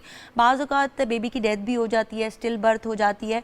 और दूसरी बात यह है कि अगर आपको जेस्टेशनल डायबिटीज़ है तो बहुत सारी ख़वातीन इसके बाद प्रेगनेंसी के मरहले के बाद डायबिटीज़ का शिकार हो जाती हैं, टाइप 2 डायबिटीज़। तो बहुत ज़्यादा एहतियात की ज़रूरत है हम सबको। देखिए, बीइंग डॉक्टर्स हम भी जब बैठे रहते हैं हमारा भी वेट गेन हो जाता है, और अगर आपका वेट गेन हो रहा है तो आप ये सोच लें कि आप बीमारियों की तरफ जा रहे हैं। डॉक्टर साहब, आप ये आपने बड़ी अच्छी बात की है कि हम लोग बैठे रहते हैं या फिर कंफर्ट जोन में चले जाते हैं कि अगर होगी तो देखा जाएगा, और फिर प्लस हमारा एक फोकस होता है कि खुदा ना खासा अगर कोई बीमारी लग भी गई, वेट रिड्यूस भी करना है, तो एक्सरसाइज की बजाय फोकस होता है हम अद्वियात इस्तेमाल कर लें। हमें जैसे PCO के लिए आपने कहा कि वर्जिश और वेट लॉस सबसे बेहतरीन चीज़ है, लेकिन बहुत सारी खवातीन ऐसी हैं जो डॉक्टर के पास जाती है तो साथ ही कहती है कि हमें वेट लॉस की भी कोई आप मेडिसिन दे दें ताकि हमारा वजन कम करने में हमें मदद मिल सके। जो एक्सरसाइज है उससे वो एक्सरसाइज ना करनी पड़े। बच्चों के हवाले से बहुत सारे लोगों की कोशिश होती है, एक टैबूज भी हैं हमारे कि आपका बच्चा कितना कमज़ोर है, ये स्मार्ट है या फिर इसका अंडरवेट है, जिसको माएँ कॉन्शियस हो कि उनको मुख्तलिफ चीज़ें खिला रही हैं, घर पे बना के भी खिला रही हैं, बेकरी आइटम्स भी खिला रही हैं, जो मिलता है बच्चों को खिला रही हैं। ख़ासतौर पर मीठे पर ज़्यादा फोकस होता है, इससे वेट गेन होगा। कितना ख़तरनाक ट्रेंड है ये वाला, बच्चों को ओवरडोज करना? ये बहुत ख़तरनाक ट्रेंड है। हमारे पास माएँ आती हैं, कहती हैं बच्चा कुछ खाता नहीं है। फिर आप पूछें कि अच्छा अगर खाता नहीं है तो फिर नाश्ते में क्या देती हैं, तो माएँ इस तरह की चीज़ों के नाम लेती हैं कि वो ख़ुद अनहेल्दी होते हैं।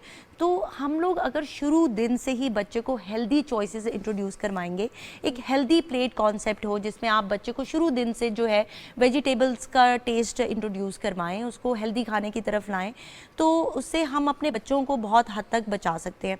अच्छा, बच्चे जो हैं आजकल अनफॉर्चुनेटली मैंने बहुत सारे बच्चों को देखा है कि उनके पास खेलने के लिए बाहर जगह नहीं है, पार्क्स नहीं है। अगर ये चीज़ें हम ज़्यादा इंट्रोड्यूस करवा देंगे, पेरेंट्स की तरफ से जो है बच्चों को कहा जाए कि आप अनहेल्दी या फास्ट फूड को अवॉइड करें, तो बच्चे सुनते हैं। और जिस तरह से आप परवरिश करते हैं, आप फ्यूचर जनरेशन्स को बेहतर बना सकते हैं हेल्थ वाइज। और मैं आपको बताऊं कि आगे जाके कामयाब वही शख्स होगा जो कि हेल्दी होगा। बिल्कुल, thank you so much. Last but not the least, मैं एक सवाल था मानूर से भी इसका जिक्र हो रहा था कि कौन से फल खा सकते हैं, कौन से फल नहीं खा सकते, क्विकली हमारे, और कितनी मिकदार में खा सकते हैं, क्योंकि मेरे फादर को डायबिटीज है, तो वो उनको डॉक्टर ने कहा एक आम खाना है, तो वो सबसे बड़ा आम ढूंढते हैं कि कौन सा आम खाऊं मैं। जी बिल्कुल, कुछ फ्रूट्स ऐसे होते हैं जिनमें शुगर ज़्यादा होती है, जिस तरह के आम की आपने बात की, फिर इसी तरह केला है, अंगूर है, ये वो फ्रूट्स हैं जो कि इनमें शक्कर की मिकदार काफ़ी ज़्यादा है। तो आप कोशिश करें अवॉइड करें इनको, और दूसरे किस्म के फ्रूट खाएं, सिट्रस फ्रूट्स आप खा सकते हैं। और अगर आपने खाना भी है तो मैं आपको खाने से मना नहीं करती, लेकिन आप एक फाड़ी ले सकते हैं आम की, आप 3-4 अंगूर ले सकते हैं। अपनी प्लेट को अच्छा सा सजाइए और थोड़े से उसमें फ्रूट रखिए, तो अगर आपके सामने वो क्वांटिटी मौजूद होगी, उसको आराम आराम से खाइए, तो आपको वही बहुत ज़्यादा लगेगी। क्वांटिटी नहीं, क्वालिटी बेटर करती है। बिल्कुल। आखिरी बात मैं यहाँ पर ये करना चाहूँगी कि वो वेजिटेबल्स जो कि ज़मीन से ऊपर उगती हैं, वो डायबिटिक पेशेंट्स के लिए बड़ी फ़ायदेमंद होती हैं, जिस तरह के स्पिनच है, ठीक, जिस तरह के दूसरे साग हैं, जिस तरह के कैबेज है, तो ये बड़ी अच्छी हैं आपके लिए। और वो वेजिटेबल्स जो कि ज़मीन के अंदर हैं, जिस तरह के पोटैटोज़ हैं, तो इनको अवॉइड करें। इसी तरह एक्स्ट्रा कार्ब्स को भी अवॉइड करें। Thank you so much doctor Shumaila, आपने हमें ज़ियाबतीस के हवाले से आगाह किया कि ये कितनी खतरनाक बीमारी है, क्या क्या एहतियाती तदाबीर जो हैं वो इख्तियार करने की ज़रूरत है ताकि हम इस बीमारी से बच सकें। और साग का जिक्र कर दिया जाते जाते डॉक्टर साहिबा ने, और साग सर्दियों की ऐसी ये सौगात है कि कोई भी इससे महफूज नहीं रह सकता है। इसके बारे में मशहूर है कि इसको उगाने वाला थक जाता है, इसको काटने वाला थक जाता है, इसको पकाने वाला थक जाता है, और इसको खाने वाला भी थक जाता है। और ये तमाम सर्दियाँ ये सौगात साथ साथ चलती है। बहरहाल ख्याल यही रखना है आपने कि अपनी सेहत का, कोलेस्ट्रॉल लेवल का, ज़ियाबतीस का, ख़ासतौर पर शुगर लेवल्स का ख्याल रखना है। बढ़ती उम्र के साथ एक्सरसाइज, ना सिर्फ बढ़ती उम्र के साथ बल्कि ये तो हमारे कंट्रोल में नहीं है ना, बढ़ती उम्र तो मैंने ऐसे ही कह दिया, ये हमारे कंट्रोल में नहीं है। उम्र तो बढ़ ही रही होती है, हम जाग रहे हो, हम सो रहे हो, हम कुछ कर रहे हो, ना कर रहे हो, उम्र बढ़ती रहती है। और ये जैसे हमारी सांसें चलती हैं, हमारा दिल धड़कता है, ऐसे ही उम्र भी आगे बढ़ती है, और प्रोग्राम को भी हम आगे बढ़ाएंगे, लेकिन एक ब्रेक के बाद। देखते रहिए सुबह पाकिस्तान।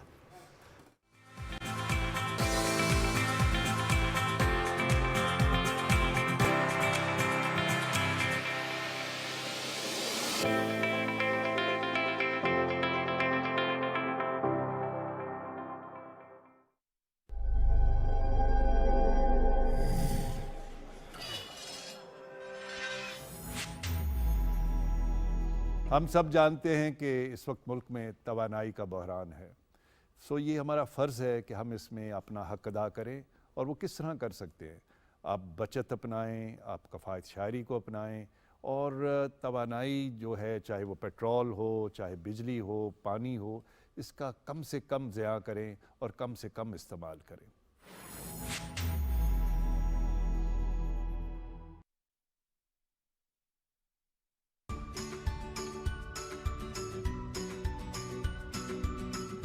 इंफॉर्मेशन और एंटरटेनमेंट दोनों एक साथ, मजे मजे की बातें और बहुत सारे खेल,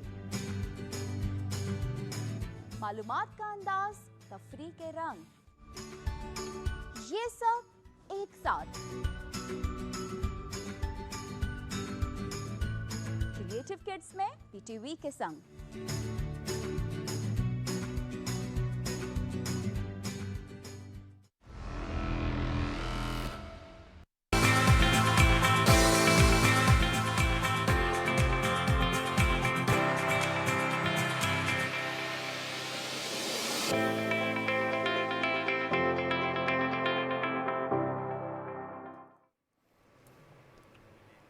सुबह पाकिस्तान में खुशामदीद। और अब हम बात करते हैं ज़रा एक बार फिर से सेहत के हवाले से, क्योंकि हमारा जो सेकंड ओवर है रिजवान, ये सेहत पर ही सारा जो है डिस्कशन जारी है। और आई बिलीव कि सेहत बहुत ज़्यादा ज़रूरी है। हम आजकल जो भी खा रहे हैं, जो भी कर रहे हैं, जिस तरह बैठ रहे हैं, जो हमारा पोस्चर है वो भी बहुत ज़्यादा मैटर करता है। समटाइम्स ऐसा होता है कि हम जो है बैठ के सारा दिन काम करते रहते हैं, डेस्क बाउंड हमारी जॉब होती है और उससे हमारी सेहत बहुत ज़्यादा मुतासर हो जाती है। वॉक हम करते नहीं हैं, और कोई वॉक की बात करता है तो हम कहते हैं कि बाद में कर लेंगे। इतनी सर्दी है। वॉक का कोई टाइम होता है? वॉक का टाइम आई बिलीव कि जो सुबह का टाइम होता है वो बहुत ज़बरदस्त होता है। एक तो ये भी कहा जाता है कि अगर आप शबनम के कतरों पे नंगे पाँव वॉक करें तो उससे आपकी नज़र भी तेज़ होती है, दिमाग तेज़ होता है। लेकिन आपने देखा होगा कि जब हम सुबह वॉक करते हैं रिजवान, तो एक तो हम कुदरत के नज़ारे देख सकते हैं, पोल्यूशन फ्री एनवायरनमेंट होता है सुबह, और क्या खूबसूरत ठंडी ठंडी हवाएं चल रही होती है। बहरहाल जी, वॉक करने का टाइम बहुत सारे लोगों को ये होता है कि मिस हो गया टाइम, सुबह सवेरे अगर वॉक करेंगे तो ठीक रहेगा, उसके बाद हम वॉक नहीं करेंगे, अगर वॉक करेंगे तो शायद थक भी जाएंगे, बीमार भी हो जाएंगे। वर्दा सलीम ने एक पैकेज तैयार किया है सुबह की सैर के हवाले से, इस पर रिपोर्ट देखते हैं। हर तरफ गालिब है, मगर सुबह के वक्त मुसव्वरे कायनात की जादूगरी तमाम तरानाइयों के साथ जलवागर होती है। तुलुए आफ्ताब की रोशनी, फूलों की भीनी भीनी खुशबू, परिंदों का चहचहाना, ये दिल फरेब मनाजिर जिस्म पर ही नहीं रूह पर भी असर करते हैं। यही वजह है कि तिब्बी माहिरीन ने सुबह की सैर को इंसान के लिए सबसे ज्यादा मुफीद करार दिया है, और जो एक बार इसका आदी हो जाए वो चाहते हुए भी इसे तर्क नहीं कर सकता। नेचर भी आउट क्लास है। देखें परिंदे, देखें चरिंद परिंद अल्लाह का जिक्र करते हैं सुबह सुबह, ये आंखों को भी ठंडक मिलती है इससे। ये जो दरख्त है इसमें जिन्ना गार्डन्स में, they are sort of very heavy and giving us huge doses of oxygen. सायादार दरख्तों में मखमल जैसी घास और उस पर मोती जैसे शबनम के कतरे पाँव में रखने से दिल में उतर जाते हैं। सुबह की सैर के दीवाने बाज ऐसे हैं जो कई दहाइयों से इस मुस्बत आदत पर कायम हैं। मैं आज से नहीं कर रहा हूँ, मैं 16 साल का था, मैं उस वक्त से कर रहा हूँ, मेरी रूटीन में है। वॉक करें, सेहत का अपना ख्याल रखें और इर्द गिर्द के माहौल को साफ रखें। तो मॉर्निंग वॉक आपको रिलैक्स करती है, आपका ब्लड प्रेशर, आपकी शुगर या बाकी चीज़ों से बचाई रखती है। सुबह की सैर और हल्की फुल्की वर्जिश से हड्डियां मजबूत होती हैं, शुगर ब्लड प्रेशर कंट्रोल में रहते हैं और खूबसूरत मनाज़िर जहनी दबाव को भी कम करते हैं। जी, तो सुबह की सैर में चहचहाते परिंदे, तरोताज़ा हवा और जो बागात की, ख़ासतौर पर पार्क्स की जो ताज़गी होती है मानूर, उसकी अपना एक एम्बियंस होता है, और यही वो माहौल होता है जो इंसान के जहन पर, उसके दिमाग पर बहुत अच्छे तासुरात छोड़ता है और उसको, उसका मूड है वो खुशगवार हो जाता है। बिल्कुल जनाब। और अगर हम माहौलियाती उसकी तब्दीली के हवाले से बात करें तो आजकल बहुत ज़्यादा ज़रूरी है सुबह के वक्त वॉक के लिए बाहर जाना, क्योंकि बाहर जो है गाड़ियों की आमद और रफ्त कम होती है, कार्बन एमिशन सुबह के वक्त कम हो रही होती है, हम थोड़ी सी कदरे बेहतर जो हवा होती है उसमें सांस ले सकते हैं। अब अगर हम माहौलियाती तब्दीली के हवाले से बात करें तो इस पर हमने वैसे भी PTV न्यूज़ में भी हमने आपको इस चीज़ का बताया कि पाकिस्तान टेलीविज़न नेटवर्क में भी क्लाइमेट एक्सचेंज डेस्क जो है वो मुतारिफ़ कराया गया है। हम आपको क्लाइमेट से रिलेटेड जो न्यूज़ होते हैं वो भी शेयर करते हैं, प्रिकॉशनरी मेजर्स भी आपके साथ शेयर करते हैं। मौसमियाती तब्दीली पाकिस्तान के लिए एक बहुत बड़ा चैलेंज बन गया है, और अगर हम इस पर बात करें तो पाकिस्तान का हिस्सा बिल्कुल ना होने के बराबर है माहौलियाती आलूदगी में, लेकिन पाकिस्तान इसका विक्टिम बहुत बड़ा रहा है। पाकिस्तान में हमने फ्लड्स की कंडीशन देखी, किस तरह उन्होंने लोगों की जो है वहाँ पे इंफ्रास्ट्रक्चर तबाह किया, बलूचिस्तान में, सिंध में, पंजाब में किस तरह उनकी फसलें तबाह की, और पाकिस्तान की मईशत पर भी गहरा असर डाला। गैर मामूली बारिशें, गैर मामूली टेम्परेचर्स का ऊपर जाना, गैर मामूली टेम्परेचर्स का फ्री फॉल होना और ड्रास्टिक चेंजेस, इन सब पर बात करेंगे। हमारे साथ मौजूद हैं डॉक्टर मोहम्मद इब्रार शिनवारी साहब, जो कि एसोसिएट प्रोफेसर और साबिक चेयरमैन है शोबा माहौलियात बैनुल-अक़वामी इस्लामी यूनिवर्सिटी का। डॉक्टर साहब अस्सलाम वालेकुम, खुशामदीद। वालेकुम सलाम, क्या हाल है? ठीक ठाक डॉक्टर साहब, बहुत शुक्रिया आपने वक्त दिया।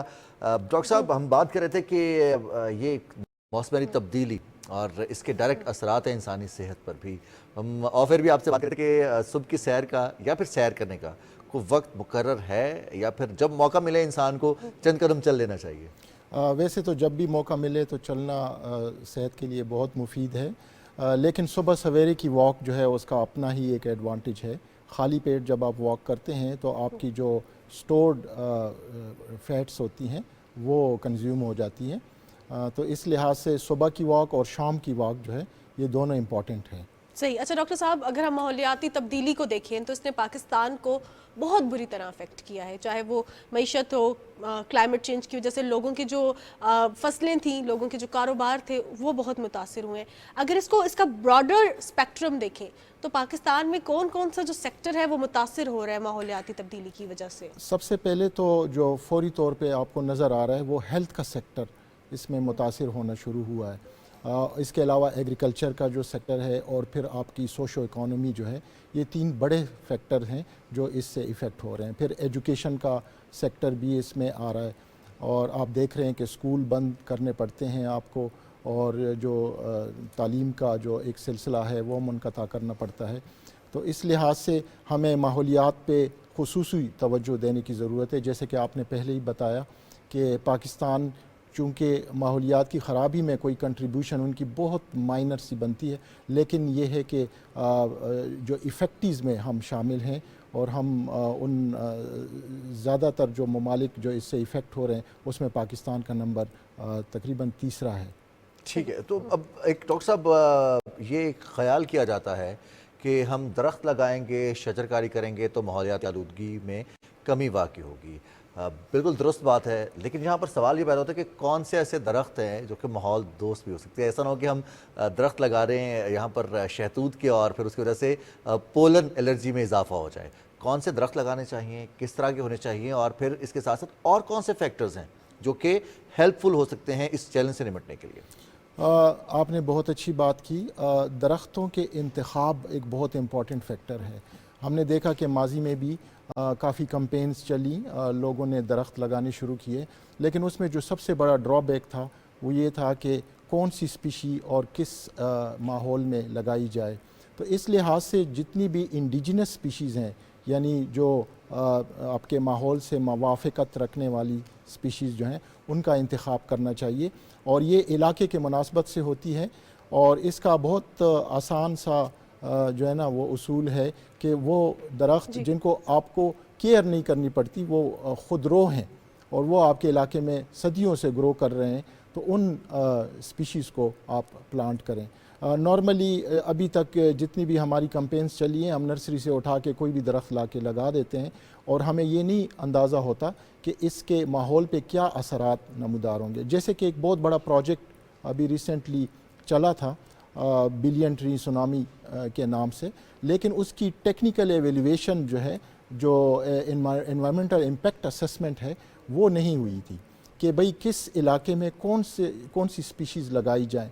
तो उसका नुकसान फिर ये होता है कि आप दरख्त तो लगा के चले जाते हैं, लेकिन उसकी केयर के लिए कोई बंदोबस्त नहीं होता, और चूंकि वो उस माहौल का दरख्त नहीं होता तो इसलिए वो वहाँ सरवाइव भी नहीं कर पाता। बिल्कुल। अच्छा, अगर हमने ये जानना हो कि किस जगह पे कौन सा दरख्त सूटेबल है, तो उसके लिए कोई ख़ास ऑफिस है, कोई ऑनलाइन सहूलत मौजूद है कि पता किया जा सके यहाँ पे हमने फलदार पौधे लगाने हैं या यहाँ पे कौन सा दरख्त लगाना चाहिए? क्योंकि हम तो यही करते हैं, ये नॉर्मल प्रैक्टिस है, नर्सरी में गए, दरख्त लिया, लगा दिया। जी बिल्कुल।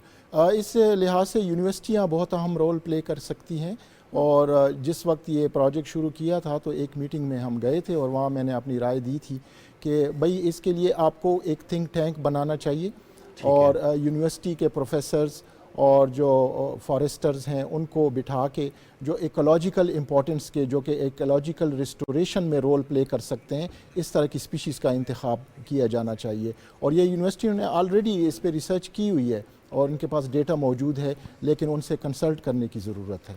अच्छा डॉक्टर साहब, कुछ दरख्त ऐसे होते हैं जो कि जो ज़मीन के रिसोर्सेज हैं वो ज़्यादा इस्तेमाल करते हैं, ज़मीन से ऊपर उनकी अफादियत उस तरह से होती नहीं है, मैक्सिमम नहीं होती। अफादियत तो होगी लेकिन मैक्सिमम नहीं होगी, ना वो फल दे रहे हैं ना वो बहुत ज़्यादा साया दे रहे हैं, लेकिन जो ज़मीन के रिसोर्सेज हैं ना उनकी लकड़ी कहीं इस्तेमाल हो रही है, लेकिन ज़मीन से जो मिनरल्स वो ले रहे हैं, जो रिसोर्सेज पानी ले रहे हैं, उसमें उनका बड़ा हिस्सा होता है। तो ऐसे दरख्तों का इंतखाब या फिर ऐसे दरख्तों की शजरकारी, इस पर भी कुछ इकदाम होने चाहिए, ख़ासतौर पर जैसे आपने कहा कि यूनिवर्सिटीज़ को ऑन बोर्ड होना चाहिए, बोटानिकल डिपार्टमेंट्स होते हैं ख़ासतौर पर यूनिवर्सिटीज़ के, उनका क्या किरदार बनता है और ऐसे दरख्तों के हवाले से क्लासिफिकेशन कैसे की जा सकती है? इस लिहाज से एक बड़े जामे रिसर्च की ज़रूरत होती है, जो कि ऑलरेडी हमारे पास डेटा मौजूद है। सिर्फ उसको इम्प्लीमेंट करने की ज़रूरत है और पॉलिसी लेवल पे ये इंफॉर्मेशन पहुंचाने की ज़रूरत है। आपने सही कहा कि वो स्पीशीज़ जो हम बाहर से मंगवाते हैं, फॉर एग्ज़ाम्पल अब आप सफ़ेदे का दरख्त ले लें, वो बहुत ज़्यादा पानी को हवा में ट्रांसपायर करता है और उसके अलावा उसका जो पोलन होता है वो ट्रायंगुलर होता है, वो इनहेल करके आप जब लेकर जाते हैं तो आपके गले में इरिटेशन कॉज करता है, जिसकी वजह से एलर्जी कॉज होती है। तो इस तरह की जो स्पीशीज़ हैं उनको अवॉइड करने की ज़रूरत है। जैसे इस्लामाबाद में जंगली तूत, विलायती तूत जिसे कहते हैं, ब्रोजेनेशिया पेपेरीफेरा उसका बोटेनिकल नेम है, और उसकी तकरीबन 55% एयर में जो पोलन्स हैं, जिस वक्त की इसकी ब्लूमिंग सीज़न आता है तो उस वक्त इस्लामाबाद में आप देखते हैं कि एलर्जी के बहुत सारे पेशेंट जो हैं वो अस्पतालों का रुख करते हैं। सही सही। अच्छा डॉक्टर साहब, अगर हम स्मोक के हवाले से बात करें तो ये स्मोक पिछले कुछ साल से ये ज़्यादा कॉमन हुई है बात, अदरवाइज हम कहते थे फॉग है। अब कहा ये जा रहा है कि कार्बन एमिशन को हमने अवॉइड करना है, धुआं छोड़ने वाली गाड़ियां जो हैं ये बहुत बड़ा कॉज है इसका। लेकिन अगर हम धुआं छोड़ने वाली गाड़ियां या वैसे ही गाड़ी को अगर देखें तो हम आप कह रहे हैं कि इलेक्ट्रिकल व्हीकल्स की तरफ हमें जाना चाहिए। अगर हम बिजली के हवाले से बात करें, पाकिस्तान जैसा मुल्क जहाँ पे ऑलरेडी इलेक्ट्रिसिटी शॉर्टेज है, क्या ये अगर कॉस्ट एंड बेनिफिट एनालिसिस किया जाए ये सही इकदाम है, या इससे बेहतर आपको ये लगता है कि हमें पब्लिक ट्रांसपोर्ट की तरफ जाना चाहिए? आपने बहुत अच्छा क्वेश्चन किया और आजकल ये इशू हमारे यहाँ पीक पे जा रहा है। न सिर्फ ये कि आप दरख्त लगाएं, वो तो अपना एक नेसेसिटी है, लेकिन इसके अलावा आपको टेक्नोलॉजी चेंज की तरफ भी आना चाहिए।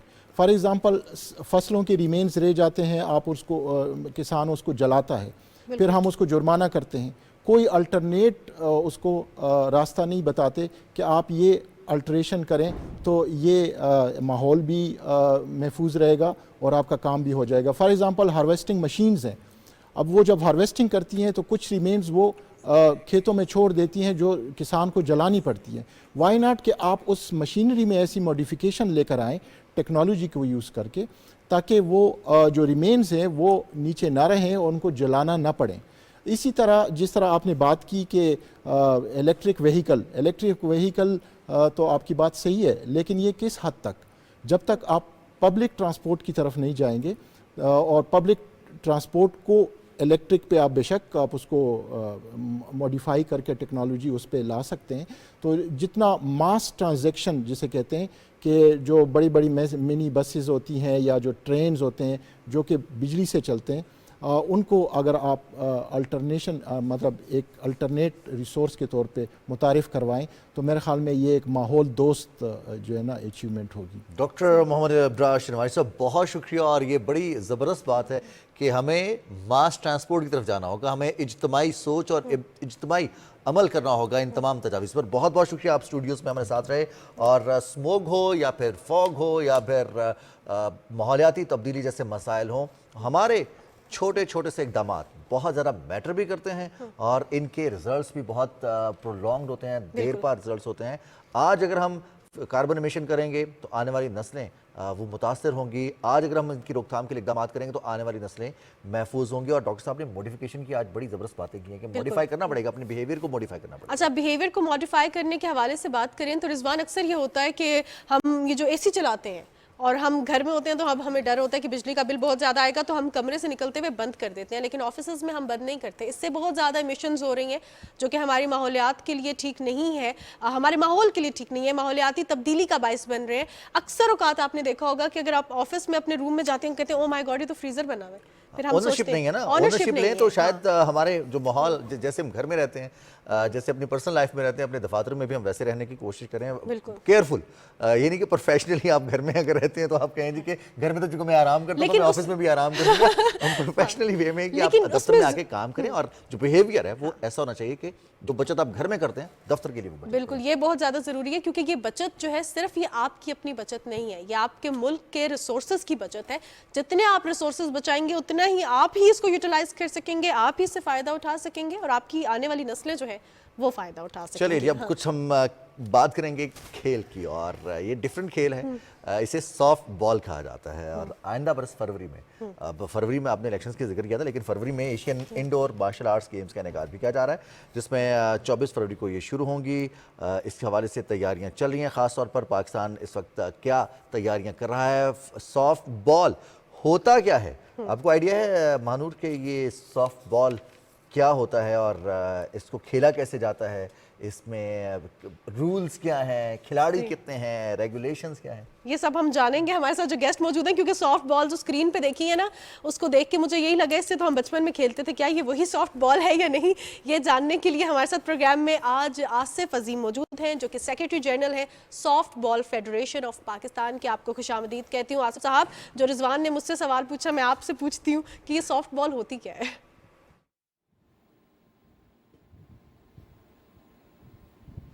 अस्सलाम वालेकुम जी। सुबह पाकिस्तान में मदऊ करने पर आपका और स्पेशली पाकिस्तान टेलीविज़न का शुक्रिया।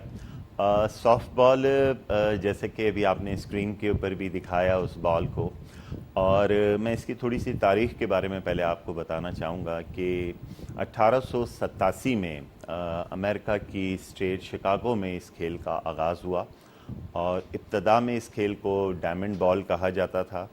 फिर 1926 के अंदर इसकी जो कांग्रेस हुई थी उस में मुतफ़िका तौर पर इस खेल को सॉफ्ट बॉल का नाम देने की मंजूरी दी गई और तकरीबन वर्ल्ड में 150 से ज़ायद जो है कंट्रीज़ इस खेल को खेलती हैं। पाकिस्तान में इस खेल का, जिसको हम कह सकते हैं कि बाज़ाब्ता आगाज़ जो है वो 1992 से हुआ, 30 साल से ज़ायद का अरसा हो गया है। मगर इससे पहले मैं आपको बता लूँ कि 70s के एरा से जो है, जो प्राइवेट स्कूल्स थे पाकिस्तान के मोस्टली बड़े शहरों में, वहाँ पे जो है ये खेल जो है सॉफ्ट बॉल बहुत शौक़ से खेला जाता था। और 1992 में इसकी फेडरेशन का क़याम अमल में लाया गया। इसमें इस गेम के अंदर जो है वो 9 प्लेयर्स जो होते हैं एट ए टाइम ग्राउंड के अंदर मौजूद होते हैं और इसमें एक डायमंड होता है और इसका जो ग्राउंड का एरिया जो है, तमाम एरिया जिसको हम कह सकते हैं, वो तकरीबन 250 से 300 फीट तक जो है वो मुहीत होता है। एक टीम, 2 टीमें जब आपस में खेलती हैं तो एक को होम और एक को अवे का नाम दिया जाता है। 7 इनिंग्स से 9 इनिंग्स तक का जो है ये इनिंग्स इसके अंदर खेली जाती हैं। इसमें 4 बेसिस होती हैं, home plate, first, second and third base के हवाले से। क्योंकि ये खेल जो है वो क्रिकेट से बड़ी मुशाबत रखता है उस हवाले से, जैसे आप देखें कि इसको बॉल को हिट करना है, पिच करना है, कैच पकड़ना है, रन आउट करना है। तो हमारे पाकिस्तान के कई शहरों में जो है ये बड़ी तवातुर से जो है माशाल्लाह ये खेल खेला जा रहा है। पाकिस्तान ने 12 इंटरनेशनली इवेंट्स के अंदर पाकिस्तान की सीनियर और जूनियर टीम ने जो है इस खेल में पार्टिसिपेट किया है। हमने पाकिस्तान के अंदर पहली इंटरनेशनल सॉफ्ट बॉल की कोचिंग भी स्टार्ट की थी, जिसमें हमारे world baseball soft ball confederation की वर्ल्ड की सेक्रेटरी जनरल हैं मिस लू बेंगचू, वो पाकिस्तान तशरीफ़ लाई थी। और फिर कोविड की वजह से वो थोड़ा सा सिलसिला रुक गया, बट अब अल्हम्दुलिल्लाह हम उसको दोबारा शुरू करने जा रहे हैं, जिसमें वर्ल्ड के जो क्वालिफाइड कोचेज़ हैं वो पाकिस्तान तशरीफ़ लाकर हमारे कोचेस को और हमारे एम्पायर्स को ट्रेनिंग देते हैं इस खेल के हवाले से।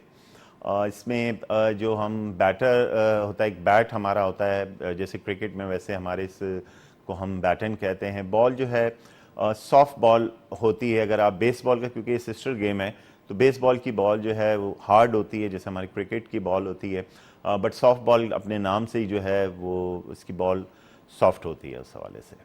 अच्छा आसिफ अजीम साहब, ये बड़ा इंटरेस्टिंग है और ये पहलू हमेशा हमें देखने को भी मिलता है कि इस तरह के गेम्स जितने भी हैं, यहाँ तक कि वो गेम्स जिन्होंने पाकिस्तान का नाम बहुत रोशन किया पूरी दुनिया में, स्क्वाश की बात करें, हम हॉकी की बात करें, हम स्नूकर की बात करें, अब सॉफ्ट बॉल, बच्चे ग्रास रूट लेवल पर गेम देखते हैं, वो इस गेम की तरफ अट्रैक्ट होते हैं, अपनी दिलचस्पी का इजहार करते हैं। तो इसके लिए क्या इकदाम किए जा रहे हैं कि इस गेम की तरफ बच्चों का रुझान बढ़े, ख़ासतौर पर ग्रास रूट लेवल से ही स्कूल लेवल पर, और उनके लिए फिर क्या इकदाम हैं कि वो इस गेम के बारे में कैसे जान सकते हैं, वो रसाई हासिल करना चाहिए, तो कौन से प्लेटफॉर्म हैं कि वो आप तक पहुंच सकें?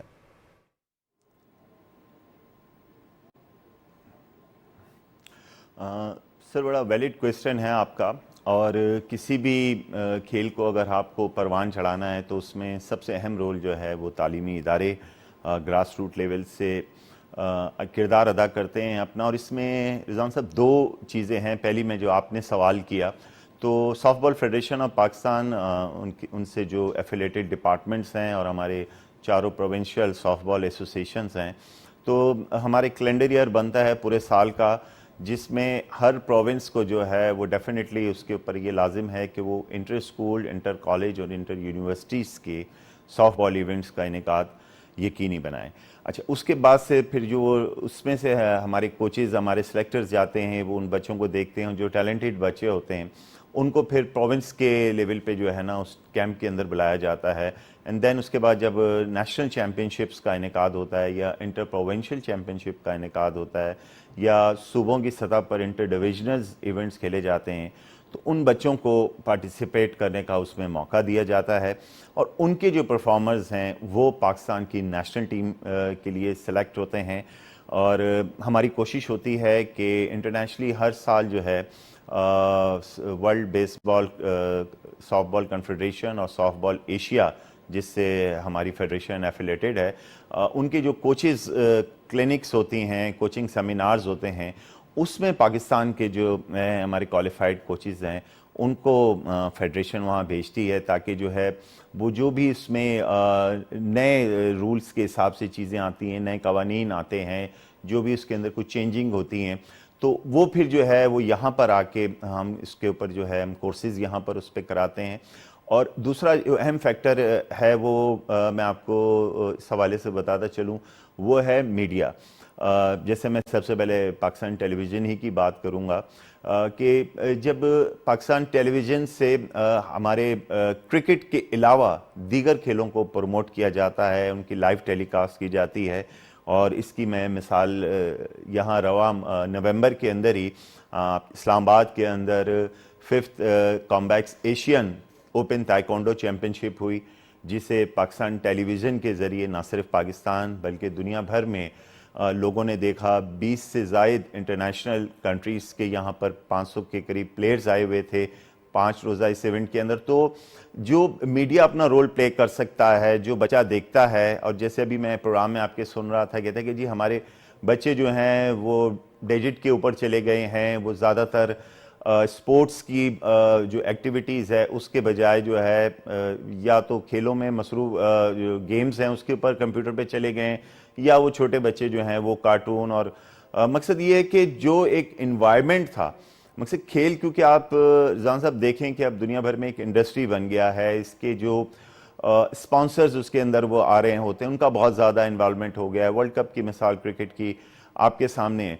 तो ग्रास रूट लेवल के अंदर अगर तमाम लोग, जैसे गवर्नमेंट ऑफ पाकिस्तान है, पाकिस्तान स्पोर्ट्स बोर्ड है, वो अपना रोल प्ले कर रहा है। मेरी अभी बात हुई थी इस्लामाबाद में, जब ये मैंने आपको कॉम्बैक्स एशियन चैम्पियनशिप की बात की, तो जो इंटरनेशनल डेलीगेट्स आए थे तो वो हैरान रह गए कि यार पाकिस्तान में भी इतने अच्छे माशाल्लाह जो हैं वो इंडोर स्टेडियम्स हैं जहाँ पर इंटरनेशनल लेवल के इवेंट्स होते हैं। तो ये सारी चीज़ें हमें दुनिया को बतानी है, हमें अपने बच्चों को बतानी है, हमें अपने बच्चों को दोबारा स्पोर्ट्स की तरफ और खेलों के मैदान की तरफ रागिब करना है इंशाल्लाह। आपने कहा कि सारी चीज़ें दुनिया को बतानी है और हमें जो है अपने बच्चों को दोबारा खेलों के मैदान की तरफ राग़िब करना है। तो अब हम बात करते हैं एशियन इंडोर और मार्शल आर्ट गेम्स के हवाले से। अब पाकिस्तान जो है वो नेक्स्ट ईयर इसमें पार्टिसिपेट करने जा रहा है। सॉफ्ट बॉल के हवाले से खिलाड़ियों की ट्रेनिंग के बारे में हमें बताइएगा कि ट्रेनिंग कब से उनकी स्टार्ट है, किस तरह उनकी ट्रेनिंग करवाई जा रही है, और साथ में जो है कितनी उनसे जो है एफर्ट्स अभी करवाई जा रही हैं इस गेम में पार्टिसिपेट करने के लिए।